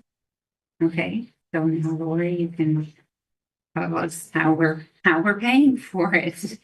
Okay, so we're doing a 2025 grant, the vote by mail grant. And then we're transferring money from our reserve funds, which we're going to do in a moment. And then we're doing rental of equipment monies that we have accumulated this year. That's actually not rental of equipment, it's actually just money that we've gotten from helping assist other municipalities in running their elections. Services, right? And then some money that we're transferring from contracts, and that was part and parcel of not using early voting for the primary election, which we did not have this year, and the general election, since we're going to go down to the State House, we're not going to pay. So there's a little bit of money left over in our contract side, and we're transferring all of that over, and we'll be able to pay for the full books out of all of those funds, not have to do a capital budget. So can we sort out the specific transfers you're looking for? Because some of those, pardon me, we need to have a resolution kind of separate from a transfer that says we want to move from the reserve into operating funds. So So if we get approval to actually buy the equipment, to contract with tenants to purchase the equipment, then we can do a reserve resolution. Or do we need to do that now? I think we should do that now, and let's match it to the paperwork that you have laid out. Okay. Are you saying the reserve transfer has to be first? No, we can do it all at once. So the e-poll book, So I need approval to do to make the purchase. To contract, I just get a resolution to make the purchase. Well, she has a motion for that. yeah, we have a motion and a second, we haven't voted Voted. on that yet. Okay, so we should, we ready to do that, vote on the purchase, okay, right, Kennedy, yes. McCarty, Aye. Wilbur absent, Martini, Marietta, Yes. Keaton. Okay, that motion passes. Now we have to do all the money and everything. Rest of here. Right, so we have a separate resolution to use the reserve funds. The total will be $31,850. It consists of $22,850, $22,850, and a $9,000 transfer. Oh, I'll make that motion for that 31,850 that consists of those two. It's 22,850 and 9,000. Second. Okay, questions or discussion I don't see the down to 9,000. Where's the 9,000? from rental of equipment, other government? So the reserve fund, our reserve fund consists of two groups of money. One is the actual chargeback accounts, and one is income that we receive for helping assist these towns programming their ballots. And that's why we broke it out into two separate files, but it's really 31,850. I was looking at the wrong paragraph. Oh, sorry. So this is under the reserve funds. Okay, I got it. Okay, so we're ready to vote on that moving from the reserve, Kennedy, yes. McCarty, Aye. Wilbur absent, Martini, Marietta, Yes. Keaton. Okay, that motion passes. Now the budget funds. And then we're requesting all toward the purchase of this equipment. We're requesting budget mods as follows, transferring from A 10114500-000430891 to our M&S account in the amount of $51,237.80. And that's for the poll book replacement grant. For, can we read them all and do them as one lump? Oh, sorry. Yeah, that's or do Yeah. them separately. Yeah. Okay. That A one. budget mod for the 22,850 for A 1450-422-150 to the M&S, that's for the 22,850. A budget mod for the 9,000 coming from that money to the M&S account. And 1450-424-150 election expenses to M&S in the amount of 29,015. This is the amount of money that we received this year from our chargebacks that we actually haven't gone to the reserve yet. There hasn't been a resolution for that one yet. Mine's different. So that's 29,015 cents. And then one from the rental of equipment, other government, and again, it's not rental of equipment, it is programming of equipment. But it is titled that 1450A 424160 to our M&S account for 5,250, and that is the income that we earned this year for assisting with other municipalities. And then the final one is one from our contracts line item to our M&S line item for $4,275. That in large part was the early voting places that we did not need to rent this year. That ends up for more than 130,000. Well, because the first two was a resolution to spend the money out of the reserves, and the second one was to actually do the budget model. So I think if I, Maybe I'll make a motion for all the transfers. We can check the math. Doesn't matter. Okay, do we have a second? Second. Questions or discussion beyond what we just heard? We'll go to a vote. Kennedy, Yes. McCarty, Aye. Wilbur, absent, Martini, Marietta, Yes. Keaton. All right. Okay, so that motion passes. if I did the math correctly, it should have been 128,652.4 in those budget months. All right, and then approval to attend the winter conference for Michael and I. We want to borrow a county vehicle, and the cost is $212 per person. And it would be Michael and I going. We'll be commuting, we will not be staying over. So moved. Second. Questions or discussion? Didn't we update a policy so you don't have to get the permission to do that for that amount? Or am I getting it confused with something else? Probably, but I mean, it depends, I think, on the dollar. If it's mandatory, this is probably not mandatory. It's It's training, so. Going to be mandatory purchasing. if not Dress. now, soon.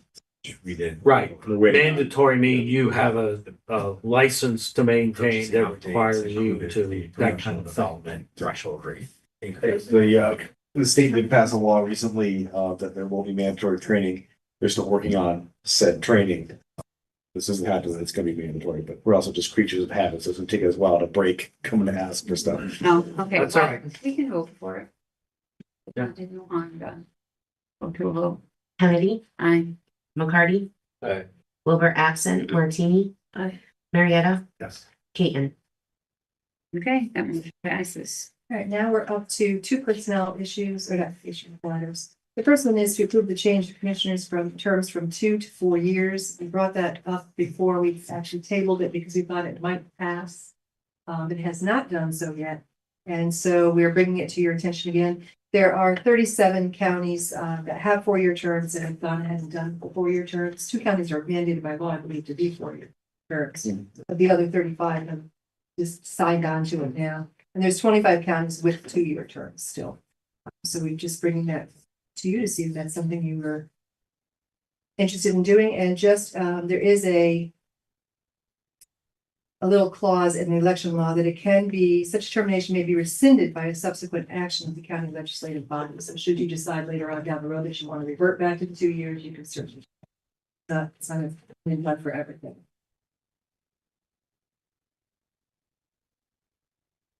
So, did we do this in IDA? Did we?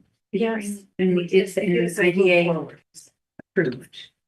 And we did a head to head. I have no issue. So Yes. you want to make a motion? Oh, sorry, I wasn't sure where we were going. yeah. I move that we change commissioner terms from 2 years to 4 years. Second. Yeah, I just wanted, I was saying that I was starting the discussion. And then I did I that. guess my question is, what's the advantage of changing it?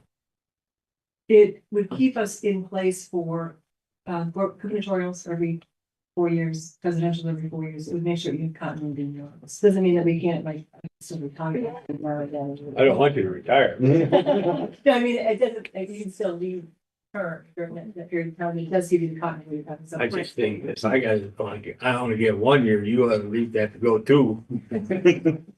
Oh, this is not the proper place to air our grievances. We're pointed out. But it does seem that 2 years comes around very quickly, as we know. That it would give that continuity of kind of institutional knowledge on how to do things over the course of 4 years, perhaps 2. And IGA thought that it was worthy of moving ahead to admin. But we still, if somebody, if somebody gets in there and we don't really want them for 4 years, we got a way out of it? Not really. No. Governor. By the governor. Oh, So that would be your way. that would be that's a catch. And they're appointed by their political It party. comes, yeah. So even though. We're appointed by you. We're Oh, sorry, nominated but by the you're party. nominated. We're appointed by the. Yeah. But if the political party decided that they didn't like what you were doing, could they remove you either? And it's No, still that'd be the the governor. Right. I mean, that kind of makes sense. And I believe the state board of elections now. as well. That was passed very recently. Yeah, I mean, Yeah, but I like control. okay, but that's how this works. Well, I've been here since 2002, and I've been a commissioner since 2016. Mike's been here since 2011, and been a commissioner since 2016. So we do have a little bit of continuity in us. Again, I understand it, and you certainly don't have to do it. We're just bringing it up. You can mull it over. And again, if you decide at some point down the road, you've done it for 4 years for a period of time and said, no, we're gonna go back to 2 years, you do have that. Oh, so option there's your to do that. clause. Yeah. If in 4 years we suddenly decide we don't want to do 4 years and go back to 2, it's no. Don't blink your eyes at me. I know what's going on. What am I doing? Just letting you know that. Well, I'm just, Listening. I am simply I won't have saying, to worry about it in 4 years. Trust me. okay, well, then So let's go for 4. let's go. Let's go for 4, right? Okay. We Wait, have a motion and a second. huh? Say no? Penny, I'm sure your office will be okay with Yeah. a little bit of extra time, Continue but having whichever way it these goes. staggered. Yeah, it's not, I don't see any problem with it, particularly because election law, section 3, subsection 202 allows for the fact that you can rescind it and go back to 2 years if you don't like it, so. Yes. I think That's that's easy. I give I you also time. already thought it was 4 years, so I'm talking about first. Okay, I think we're ready to vote. Kennedy? Yes. McCarty, Yes. Wilbur absent, Martini, Aye. Marietta, Yes. Bateman. Okay, that motion passes. The last item is the overtime that we talked about the other day, and that's in the draft of something, and so I didn't send it sooner. There's benefits in our office. I'm sorry, not the last time. We have one more item after that.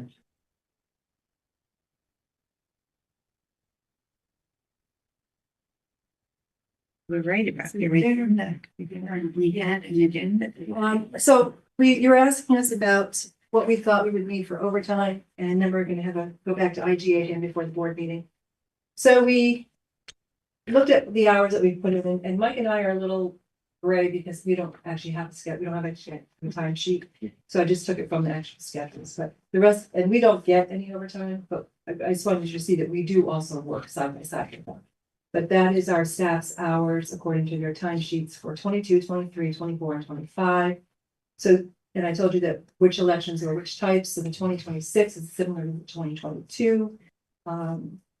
We will not have 3 elections as we had that year. We actually had 4. There were 2 that were rolled into one, but we had a total of 3 separate days. So we're thinking the bottom line figure is what we think the overtime would be. So that's the 11,000. Yes. Something. You can discuss this before you have a motion or what? Oh, I'm sorry. We should have a motion so that we can discuss it, and then we can always vote no if you don't. I'll make a motion To discuss. to discuss. Okay, Second. okay. My So- question is, are these hourly people or are they salary? They are salary. And we'll defer depending on the rest. Yes, they're salary, but they're not exempt under the Fair Labor Standard Act, which means that they don't meet the salary basis or the duties basis to fall under being exempt from getting overtime, which means that you have to either give them comp time or pay them overtime. And I believe that there are times when there's so much additional time they have to work that the comp time is not something that they can easily use in addition to other time that they already have off. So I believe they were interested in some sort of a hybrid. We have not in the past paid overtime, but they fall within their rights to be able to get overtime or comp time, because we can't make an employee get comp time. It has to be something that the employee and employer agree to. So they, I mean, if they have it in their budget, there's nothing from a personnel / a labor law standpoint that would prevent them from being able to have it overtime. You just have the power of the purse for that department, so they need to get your permission. Well, my concern is that I'm afraid it's gonna open up a can of worms. Cause there's other people that are on salary that work overtime too. That's, I think Penny's got a narrower window of who could be a salaried employee that could be eligible for overtime. Is that is Representative McCarty's concern that this? Well, would I mean, there are open- people that would fall under M&C and non-exempt as they do. That would be the case. It would be probably anybody that's in lower grades than they are. And I'm not sure if I have that information with me or not, but there's not people that are mandated to stay at elections. I mean, a lot of the other M&C people could be secretaries. They are in grades.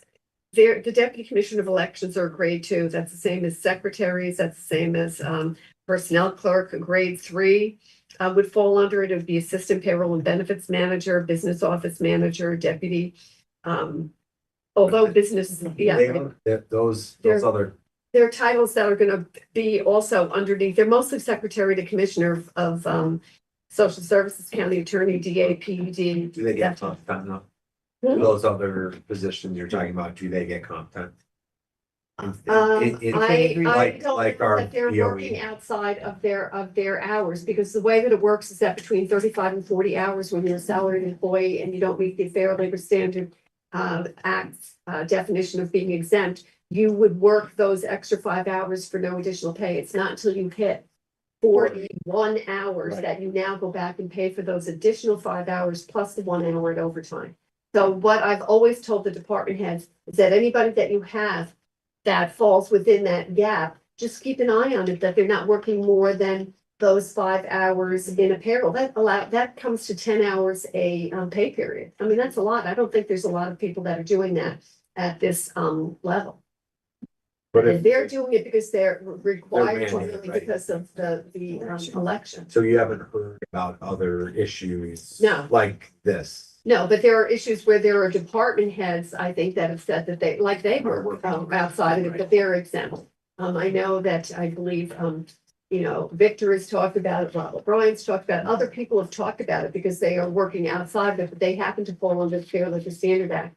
And, I mean, sometimes if you've really put in a ton of time, sometimes what they do is they may, take an afternoon off. I don't micromanage everyone's department. I mean, we don't really have comp time outside of the sheriff's department and outside of the use of the Board of Elections, which really falls under unclassified. They follow, similar rules for the county and for the union, but they're unclassified. So they really don't even fall under the purview of the civil service, because I really have the classified section that falls under my department. But, they work closely with us to make sure they're in line with what the county policies are. What about the budget analysts you've been working on? And like, would they be able to get overtime? Or would they be eligible? I'd have to look to see if they meet the. see what I mean? It's gonna start. Right. I hear you. Right. I understand. I just know that The other question is, this overtime, is this just during election? Yeah. Those are just elected, and let me clarify that there are 6 columns there. We're only talking, not talking about the first 2. I know. We're talking about the second set of 2. But The it- last it- 2, we're not talking about that. It's just at the election cycle. It's not. Right. You've talked in the past about, basically like selling back some of your comp time. Is that only applicable to you and Michael, or is that Oh, applicable? no, No, they don't do that. we No, don't there is have- no selling back. The only place it's sold back is in the sheriff's department, and that's Okay, by I thought contract. for some agreement. reason. And we don't have comp time, that's just the amount of hours we worked per year. Over. We don't get that. Okay. So the first week No off. comp time for you two. You don't ever. They- We are salary. They're letting you know that they're not just appointing their people to be working all these additional hours. They're in the throes with them. They're on the, boots on the ground with it. But Right. the other 4 staff are, if they work overtime right now, they're getting comp The time. two on the last 2 columns, they can get overtime if they want to already, because of what their titles are. But they're not getting comp time. You giving them time off for those hours at work now? What'd you do before? They can do either. They do a hybrid as well. So if it's an hour here or there, they're not gonna put an hour of overtime. I mean, they're not even gonna get an hour. But I mean, it's for the election, so they're putting in such a large number of extra hours. I mean, our normal day or an early voting day can be 9 to 10 hours. And we do that for 9 days, and then we ask them to work a 17-hour day on election day. You Right, and this Wednesday is off? required though. Yeah. It's required. As far as like the budget analyst, though, they could work an additional 5 hours per week up to the 40 hours, and it would be at the same pay. So you would have 10 hours per pay period that you could have budget analysts work, just like the same in my department. They, have that 5 hour, 10 hours within a work period, so that even if they've worked the 80, they still are getting paid for their 70 because they're falling under the Fair Labor Standard Act. But, or just as far as being salary goes, without even being overtime. But once they hit that mark of, 80 hours or 40 hours per week, 41 or 82 or 81 hours, then you start having to revert back and having to pay for the additional time. Whereas if you work up to the 40. And I think that the piece why this is coming before us is that the employees can agree to the comp time or say we would rather have money because of the hours. It's such an unwieldy amount of hours. Is that correct? Yeah. So, And this isn't like they can just choose to like, oh, I'm staying to work an extra hour. No. They're not allowed to do that. It's when we say you have to be here. Right. And they don't just get to accumulate, as Michael said. They have to actually have Michael and my approval for it. Yeah. But actually, they knew that those hours were gonna come. During election, that they were gonna have to do that. So, I just got a feeling it's part of their salary. That's my feeling. I know, but the law feels otherwise. I don't care about the law. No, Sorry. and I don't think the law cares about us, so I don't really feel like we have it. And the early elections is only the last, how many years has that started? That was. 2019. And Yeah, that's so it's really not what like there pushed should be it people in into- there that were in there before that too. So, I mean, they certainly have been in there that long. And I know some of the paid staff have been in there prior to early elections. So forgive me a budget question. Did you, this 11,000, right? Is that just for this year? No, that's for next year. That's If you look for back, next- I did put 25 in there, and we have really tried, because it is a town year election. It's not the volume that you would see in a presidential. We're running a skeleton crew. Yeah, we really are. As Okay, much as we so- can. So And we we have don't money have for to that. make any budget changes No, we have this money year. for that this year, we did not. have But to. we've got to work this into the 26 budget. Which I'm presuming is just gonna throw that into a full-time line or? Yeah. I can't remember. If you've got some preference as to what budget line this goes into among yours, get me an email pretty quickly, like today, Yes. and we will try to get it in for the meeting tomorrow. Okay. 11th. She probably doesn't have an overtime budget. I do actually. I would separate it out so that you can see how Yeah, much you're that's putting what it I'm into thinking. it. Yeah, if you Okay, have that. Or maybe other hours. Well, other hours could just be the additional hours. Overtime literally is time and a half versus a All right. different time is straight time. So if you're, once you hit the, the overtime, it would fall under overtime. Put in It those. seems like a better, if you're falling under that, you're not paying someone for like other time. Additional time, there is no pay. You really only start paying once a person hits the overtime mark. Okay. Would you just send Of course. me an email Absolutely. Okay. telling me to do, assuming These guys tell you. Okay. We're gonna vote on the overtime.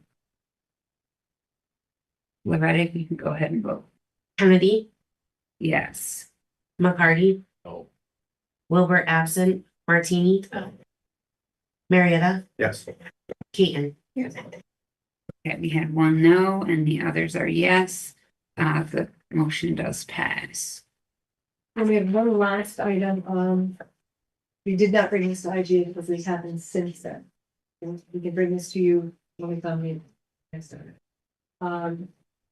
We have received finally a quote, I'll defer to Tim on this, quote for doors. Or, door controls. Your, the board election areas. Safe. I'm gonna go see Apple. But still, I run. All right. We've got a new vendor for this. We've been using Bird National. They gave us that was extraordinarily high quote, for just under $12,000. So and they had a state contract number as well, but we didn't have a good feeling about that. We found another vendor with a state contract number and hoped for $7,529.80. And this money is covered under one of our grants that we have. So this would be just something we'd be submitting for reimbursement for a grant that we had. Can you just refresh me, the doors? So, go ahead, Memo. So on a couple of our doors for our sensitive areas, we have card swipes so that we have a log of who's in and out. We can use dual access to make sure there's one person from each side of the aisle and then we access those areas. And we just want to expand that out further into the office and to the new areas that we have for equipment. So if the card still access. And I'm partnering with the Board of Elections. I'm doing the contract. They're the purchase order and the grant funding. Just realized when I was doing the contract this morning, this needs approval. Well, here we are. Here we are. Because we just got it yesterday. Yeah. Well, we could definitely expedite it by doing this today. So I'll make a motion to approve that purchase. I think it would be a second, because I think Representative Second. Martini. Sorry, 601. I missed that. That's okay. Lots of discussion going on. Okay. Okay, for any other questions or discussion on this before we vote? Kennedy, Yes. McCarty. Aye. Wilbur absent, Martini. Marietta, Yes. Keaton. Okay, that motion passes. That is it, Liz. Okay. Thank you. All right. Thank you. Good luck with everything, don't Thank you. Remember, early voting ends tomorrow. Oh, no, Saturday. This is that one. Okay. That. We presented Sheriff Devlin's agenda, so I do not think he's gonna show up on our screen. And we can move ahead to Steve Andrews. You. It's waiting. Good morning, board members. Morning, Steve. Can I turn I'm your camera? You're working on that? Excuse me, ma'am. Your camera? It's not showing? Not showing.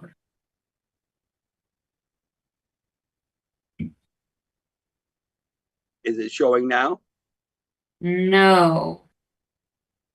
It's showing a computer icon with a little camera thing on it, but not you. There's a slider on top of your laptop, Steve. Slide that slider across it. It'll uncover the camera. Oh, okay. Slider. Yep, right on top of your laptop, it's right above the camera. Oh, I didn't even know that. Thank you. You are. Thank you, Tammy. Yep. Thank you, Tammy. Yes, thank you, Tammy. You learn something every day. So true. I'm here to request a resolution for annual state youth funding this year we received $123,317 in youth state aid, which represents approximately a 24% increase from last year. And we have one new program applying for funding, the Origins Community Cooperstown Youth Program has applied for funding, and the youth board has approved them.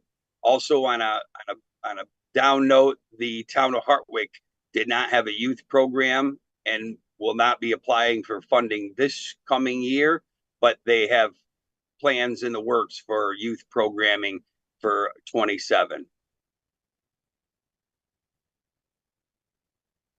So moved. Second. Any questions or discussion on the list? Go to a vote. Kennedy, Yes. McCarty, Aye. Wilbur absent, Martini, Marietta, Caton. Okay, that motion passes. Excellent. That's all I have for today. Thank you so much. I got Okay. something for Steve. Oh, Yes. Steve, we have a question for you. Representative Woody. I represent Springfield and Ridgefield, and for the last 3 months, they've been hollering about not receiving their $5,000 for their swim program. Yep, that paperwork is getting processed, and I talked to Alan today. We're gonna see if we can get the state to expedite that. I still have to submit the vouchers. I just want to make sure from the state end, the Department of State was all set with our paperwork. So that is in the works, sir. Okay, so the towns don't have to do a voucher or anything, right? Just. No, I will voucher those towns, and then see, just like the youth funding, we will get reimbursement from the state. The resolution for the $25,000 grant is currently in my budget. A transfer was completed. Okay, well, their biggest concern is their budget season. I guess that's gotta go in there someplace, so they kind of. Absolutely. Yeah, it should only take a few weeks, I believe, sir. Okay. Thank you. I'll follow up. Thank you. Okay, thanks. Super. Have a great day. Okay, thank you. Thank you.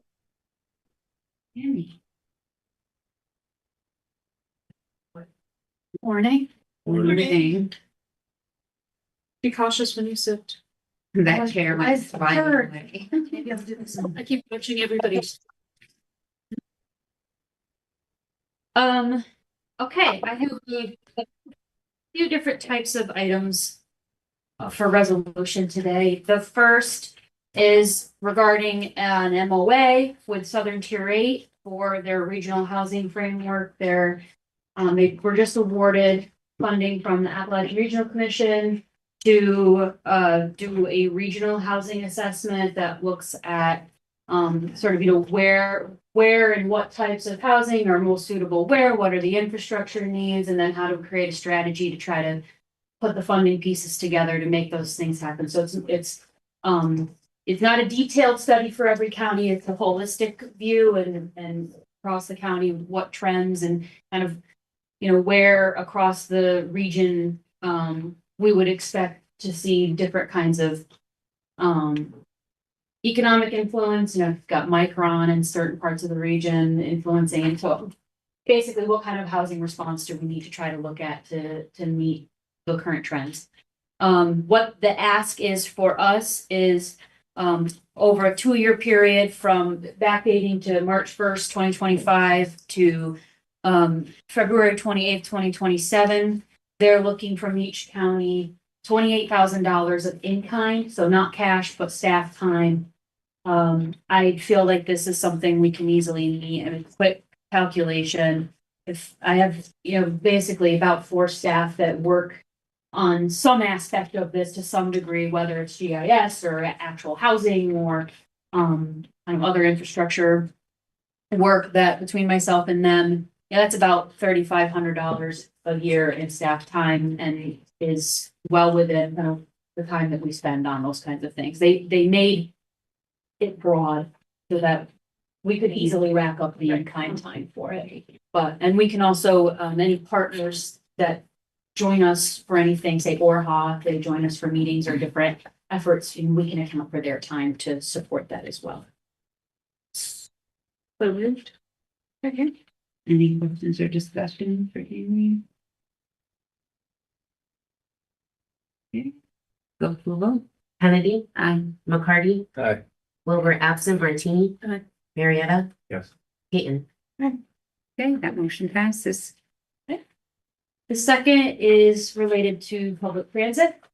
We would like to purchase two, Lot G buses. That lot refers to the OGS contract of the state. They're 16 passenger buses. They're the standard buses we use at a cost not to exceed $332,136 for both together as a total cost. That has an 80% federal share, a 10% state share, and then we have a 10% local share. It's in our budget for 2025. And that will keep us on a good replacement cycle for our fleet. So moved. Second. Questions or discussion about the buses? Go to a vote. Kennedy, Aye. McCarty, Aye. Wilbur absent, Martini. Aye. Marietta, Yes. Peyton. Okay, that motion passes. Okay. The second is to renew our contract with the city of Oneonta for coordination of the OPT Oneonta Cooperstown route from 2026 through 2030. We had our contract now is in its last year extension. And I provided an attachment that kind of gives a breakdown of what the costs tend to look like, how we get to the breakdown of the share, and I'll explain that, the ridership trends and showing that it's our most highly used route in the county. We have 135,875 we're estimating in the 2026 budget. We cover this with all state funding that we get through rural transit payment from the State Department of Health. And we break down the costs 45, 55, 55 for the county, and that's based off of ridership trends of where the rides are originating from. Are they transporting people from Oneonta, or are they transporting people from outside Oneonta, essentially? And it's about 55% outside Oneonta, 45 inside Oneonta. Nicole from our office just updated the study for that and found that it's still consistent with that breakdown. We are also we have a grant contract that we're anticipating. The state has recommended award for replacement buses for this route. So we do think over time that the cost for this annually will decrease as the maintenance costs go down. We're having some issues with the current buses. A change from how we normally do this is they're requesting a quarterly $25,000 base fee just to keep the cash flowing.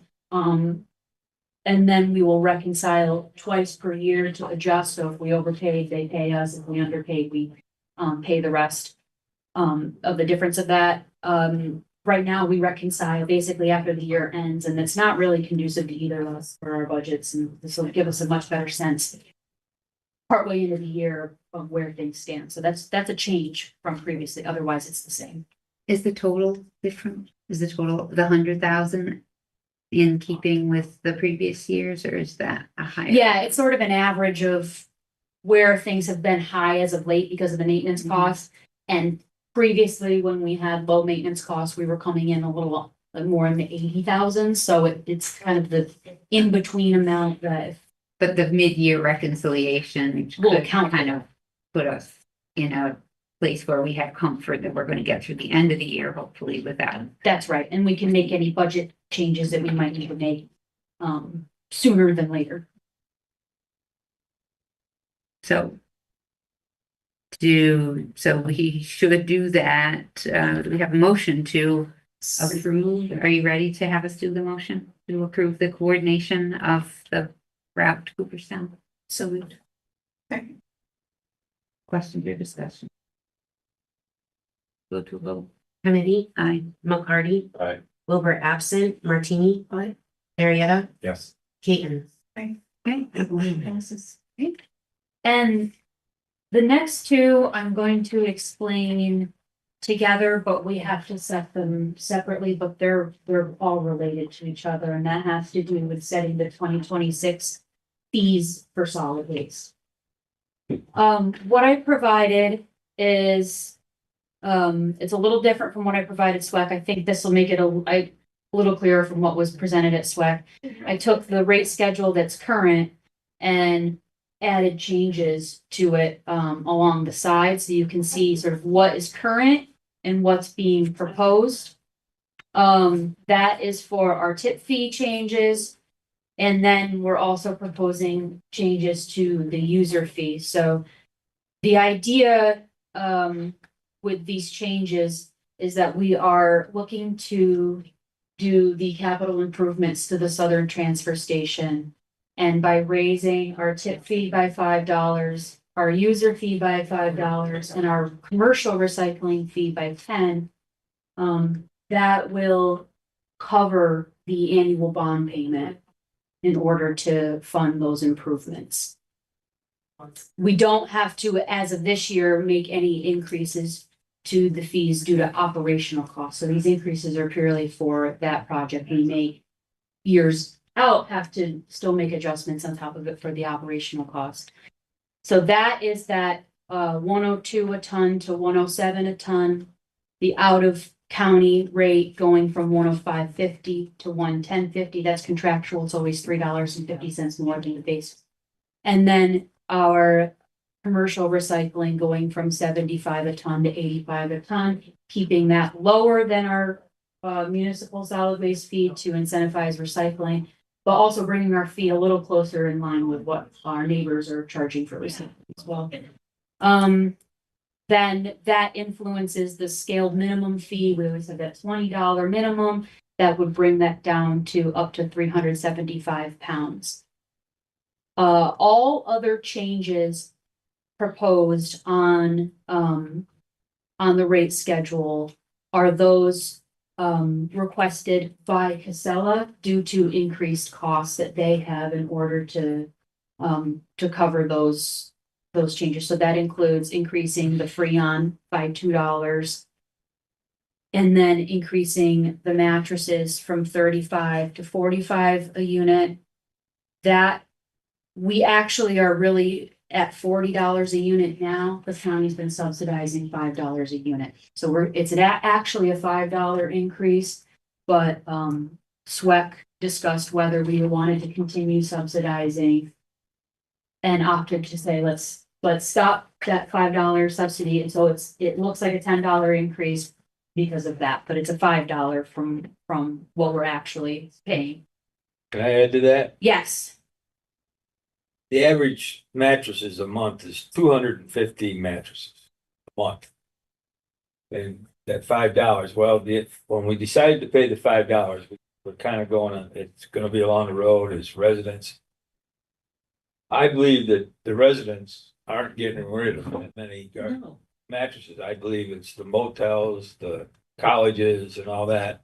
Well, they're all charging good money per room, so why should the county taxpayers be subsidizing $5 to get rid of a mattress? Also, the ones that sell the mattresses. Some of them take them back. Yep. So they're getting the subsidy. Yeah. No, nobody's getting. No, well, yeah, everybody was. Everybody was, Yeah. yeah.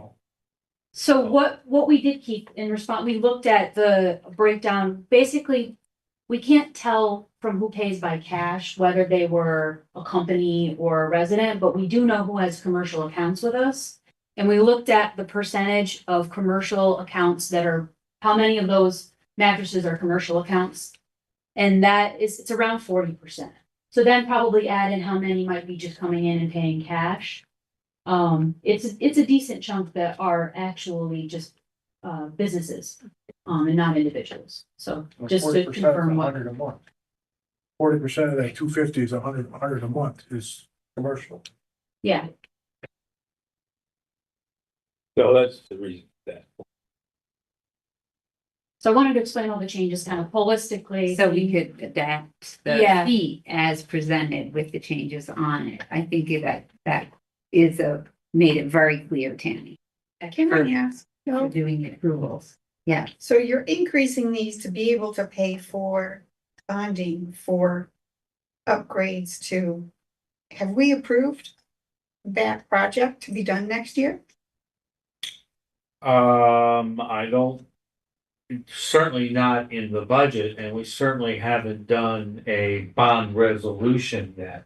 I think we need to decide fundamentally, you know, if now is the time to move forward with fixing that building. And in like Public Works and SWEC, I kind of get the impression we need to move forward on that relatively quickly.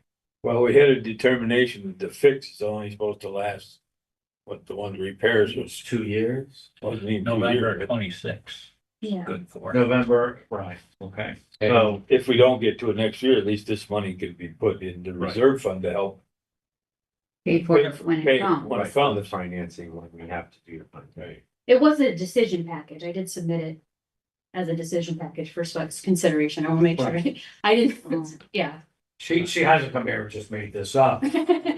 But this, moving forward, this shouldn't hold us up from.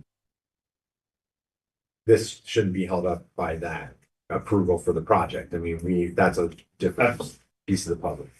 Because it can go into a Absolutely. reserve if we don't do the capital improvement this year, although it sounds like they're ticking kind of a timeline, that you need to do it.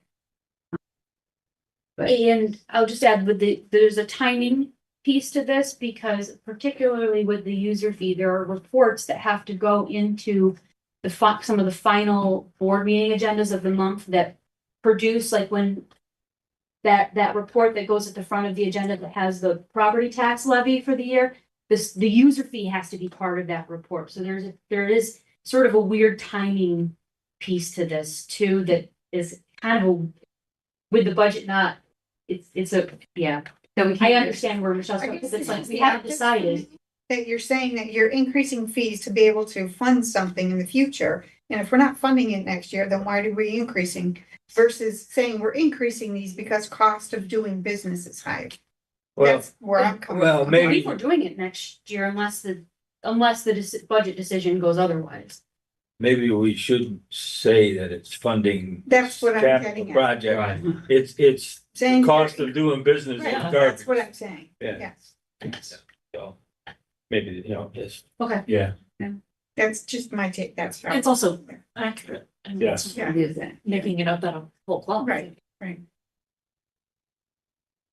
Did we have a motion? no, No idea. Oh. I'll make the motion that we accept the proposed fees for solid waste for Oh. next year. Second. Okay, any other questions or discussion? You need two motions, one for user fee and one for the fees. Yes, I would go. Oh, that's right. there are two different resolutions. Okay, well, I'll make the motion that we accept the fees challenge as presented. Okay, May, we have a second? I say. Okay, yes. May I make a suggestion following up on Michelle's comment that somewhere in the language it is to deal with increasing costs of managing the solid waste, something like that. Okay. Yeah. Can't even really write that better than I can speak. Kennedy, Yes. McCarty, aye. Wilbur absent, Martini. Aye. Marietta, Yes. Peyton. Okay, that motion passes. And now part two. Now I'll make a motion to set the user fee at $40 per unit. Thank you. Second. Any questions or discussion? Similar language on higher cost of doing business. Solid waste. When you're ready. Kennedy, Yes. McCarty, Aye. Wilbur absent, Martini. Aye. Marietta, Yes. Peyton. Okay, that motion passes. That is my agenda. Thank you. Okay. All right. Tim, oh, you have to go. Okay. But I think. Sub quorum. Where the hell are we on forum? Yes, we have today. If I walk out, he's coming back. Yeah. And I do have to. We need to have a break. Oh, okay. If you leave work, you're still good. Okay, Oh, okay. I won't be coming back. Well, thank you for being here, Bill. Yeah, no, I'm sorry, I couldn't make it to the very end. We're sorry, Tim. Yeah, and I'll have to speed up at 12:15. Oh, okay, well, 12:15. 15, we still have 45 minutes to power through some things. Okay, so let's get started on Tim's agenda. Waiting for Keith. We don't I don't think we necessarily need to, we don't need to. But it would be nice We to have a sidebar conversation in there. Just let that. You guys do it? Probably not. You can finish. Go ahead, You're just talking about our mail bill. Put the new house, side, the debt board, I think. They called me the other day, said he needs to resign from the IDA board because of having a resident. I said, well, let me check on that, because I tried to put Scott White a couple of years ago on our county IDA. And he said, well, I can't because I'm already on Delaware County IDA. I said, well, you're not single county resident. So I checked with Carol this morning, and there is a residency requirement for our IDA board. Oh, our. Can we make can we put in the resolution exception if they have businesses that they're owned and managed within the county? So it's a conversation that Yeah. we probably will have. About Yeah. whether I can amend it. If we can.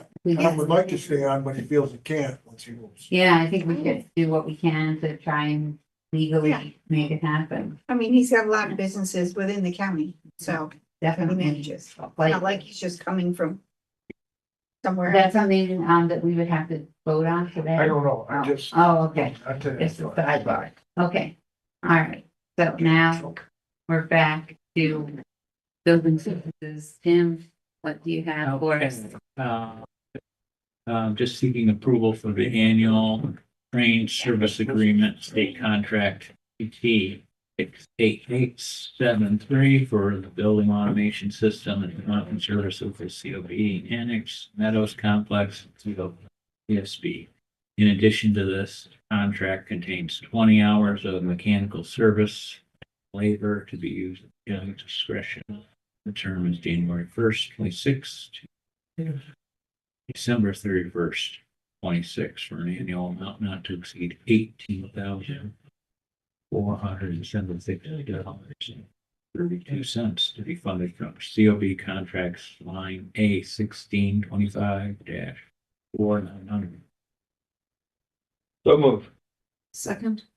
Any questions or discussion on the train service? I realize it's just under 20,000, but we're one repair away. Yeah, One extraordinary repair away, and I think it will be covered next year. okay. All right. Any questions? We'll go to a vote. Kennedy, Aye. McCarty, Aye. Wilbur absent, Martini, Marietta absent, Keaton. Okay, that motion passes. I just have two budget transfers. First one to transfer funds from A 1629-525,000 PSP renovations to A 1629 1500 to PSP heat and lights, 17,700 to cover a shortfall in upcoming utility invoices for the remainder of 25 PSP. So moved. Did you move? I did. Okay. Second. Second, okay. Any questions? We'll go to a vote. Kennedy, Aye. McCarty, Aye. Wilbur absent, Martini, Aye. Marietta absent, Keaton.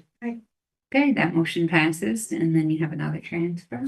Next transfer is to transfer funds from A 1630-525,000 to Meadows renovations to A 1630-549,000 Meadows contracts, $1,977.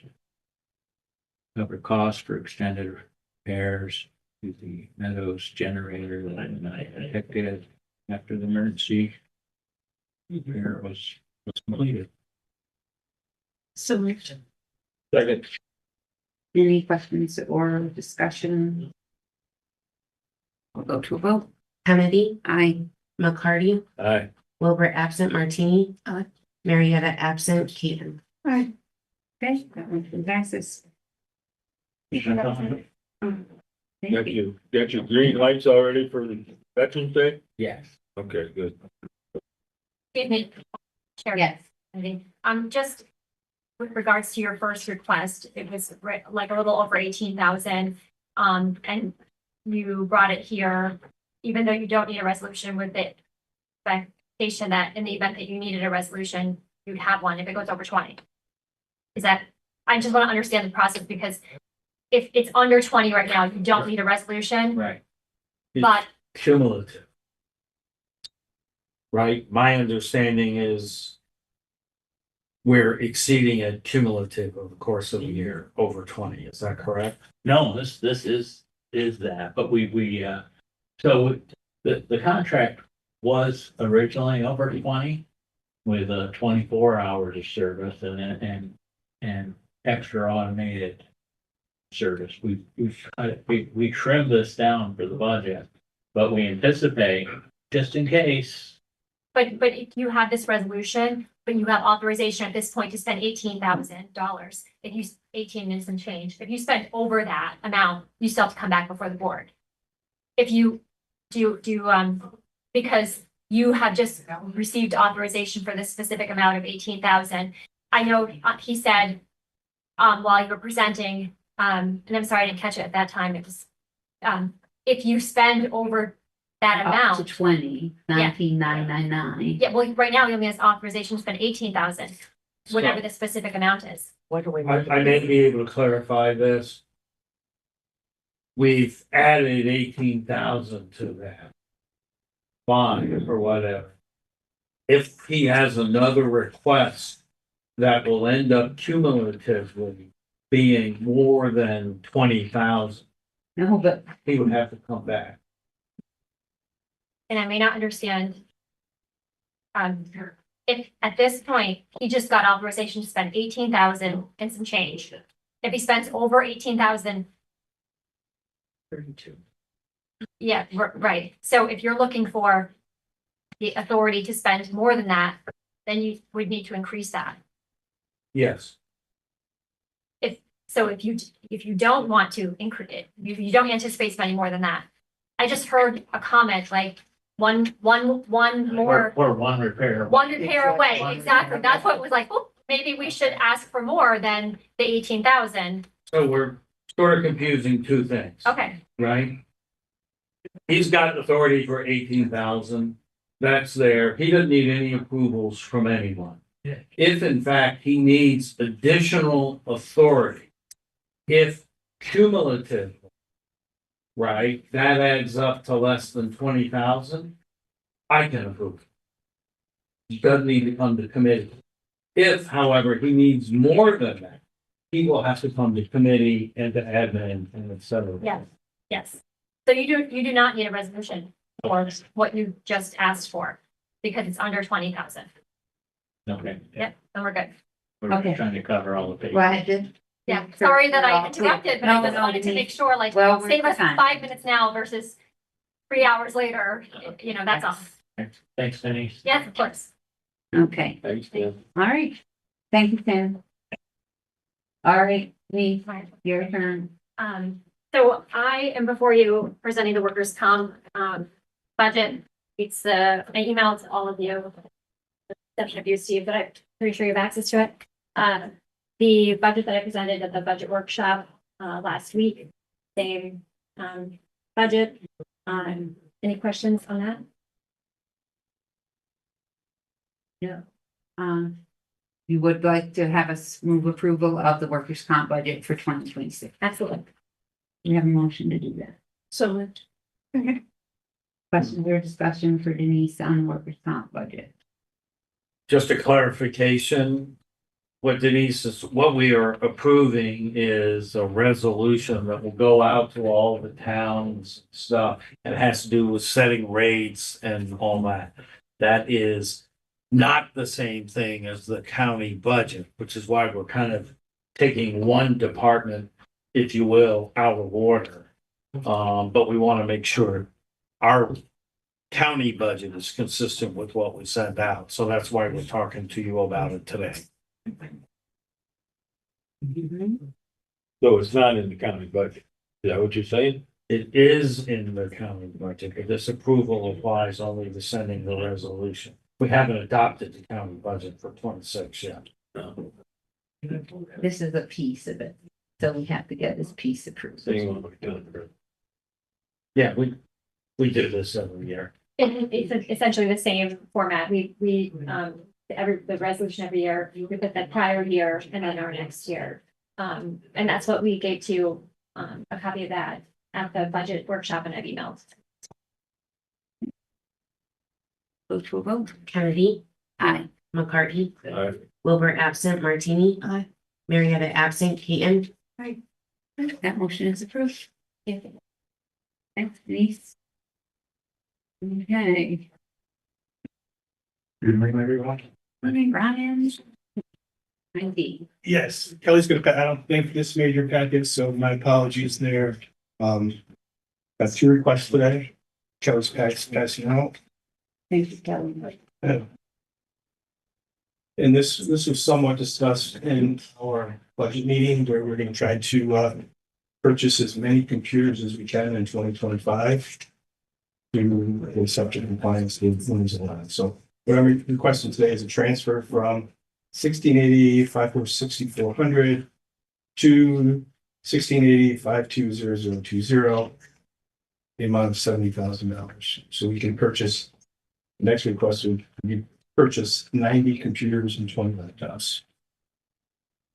So moved.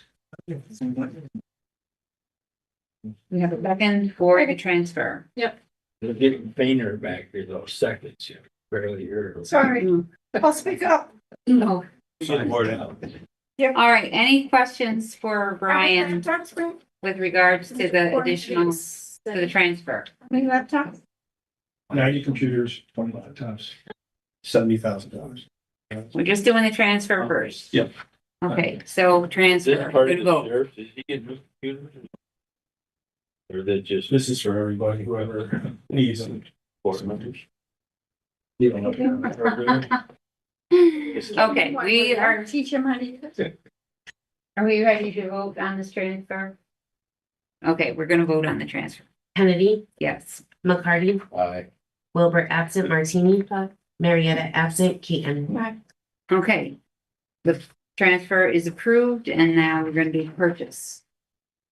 Again, purchasing 9 computers, 20 laptops from Insight Public Sector from the Omni Partners contract, not to exceed $70,000. Second, Questions or discussion on the computer and laptop purchase? Well, this does just say desktop computers, but that can include a laptop. Okay. We'll go to the vote. Kennedy, Yes. McCarty, Wilbur absent, Martini, Aye. Marietta absent, Keaton. aye. Okay, that motion passes. Thank you very much. Just one more note. I know earlier there was discussion with Alan about sending folks to Venus training somewhere. And I Yes. just want to let you know that one of our IT employees did go to the Mutant ERP Users Group meeting for New York State on Tuesday in Schenectady. And she took these following sessions, manage and detect threats before they become a breach. What's new with time and attendance? Financial roundtable and system administration tips and tricks. And she brought back some very valuable information. I'm going to encourage our staff to continue to go to these. I think, Kelly, are they monthly? Okay, so we're gonna. And who was doing Homeland Security or What's that? who was the presenter? Tyler. So this is all Tyler. So Oh, this is all okay, so from Venus Tyler. stuff. Okay, great. So, and, Kelly met some contacts and, so we're trying to build that relationship. They are free. I think they supply breakfast and lunch, which is nice. And then we had to pay for mileage. But other than that, I think it was very And that is definitely a field that deserves all of our attention Absolutely. all of the time, so. And with that being said, I know there was prior conversation. I just want to say that I did not appreciate a fellow department head this morning offering up one of my employees to go to training. I feel that that should be my decision, and I just want that to be said.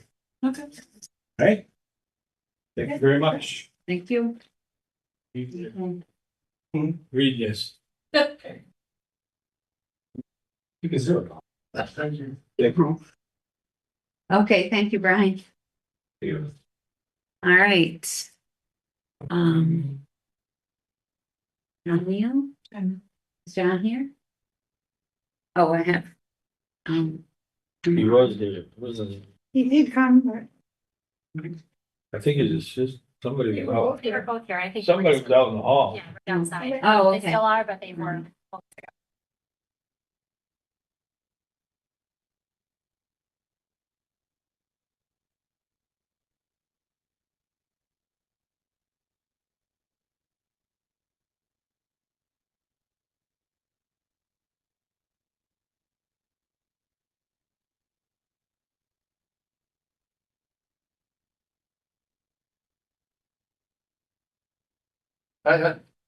Want me up there? Sure. Yeah. Wherever, That's oh it. yeah, but we do have to, Want to turn around. I understand that you want us to request an executive session. not, but I think Steve was. Okay, so let's, I don't mind putting this up, look and let me to. I would not recommend it. I think that due to what you want to talk to us about, that I would entertain a motion to enter executive session for the reason of the medical, financial, credit, or employment history of a particular person, or would it be D regarding proposed pending or current litigation? I guess both. They both. Both, okay. All right. We have a motion. I'll take a motion. Second. Okay, all those in favor say aye. Aye. Okay, then we'd like to invite in, county attorney, This is my assistant in case you had a question for him. Chris, county administrator. Okay. All right. I would include Monica. Yeah. And Monica as well? Oh, okay. All right, yeah, oh. For the office. Deputies, yeah, oh, okay.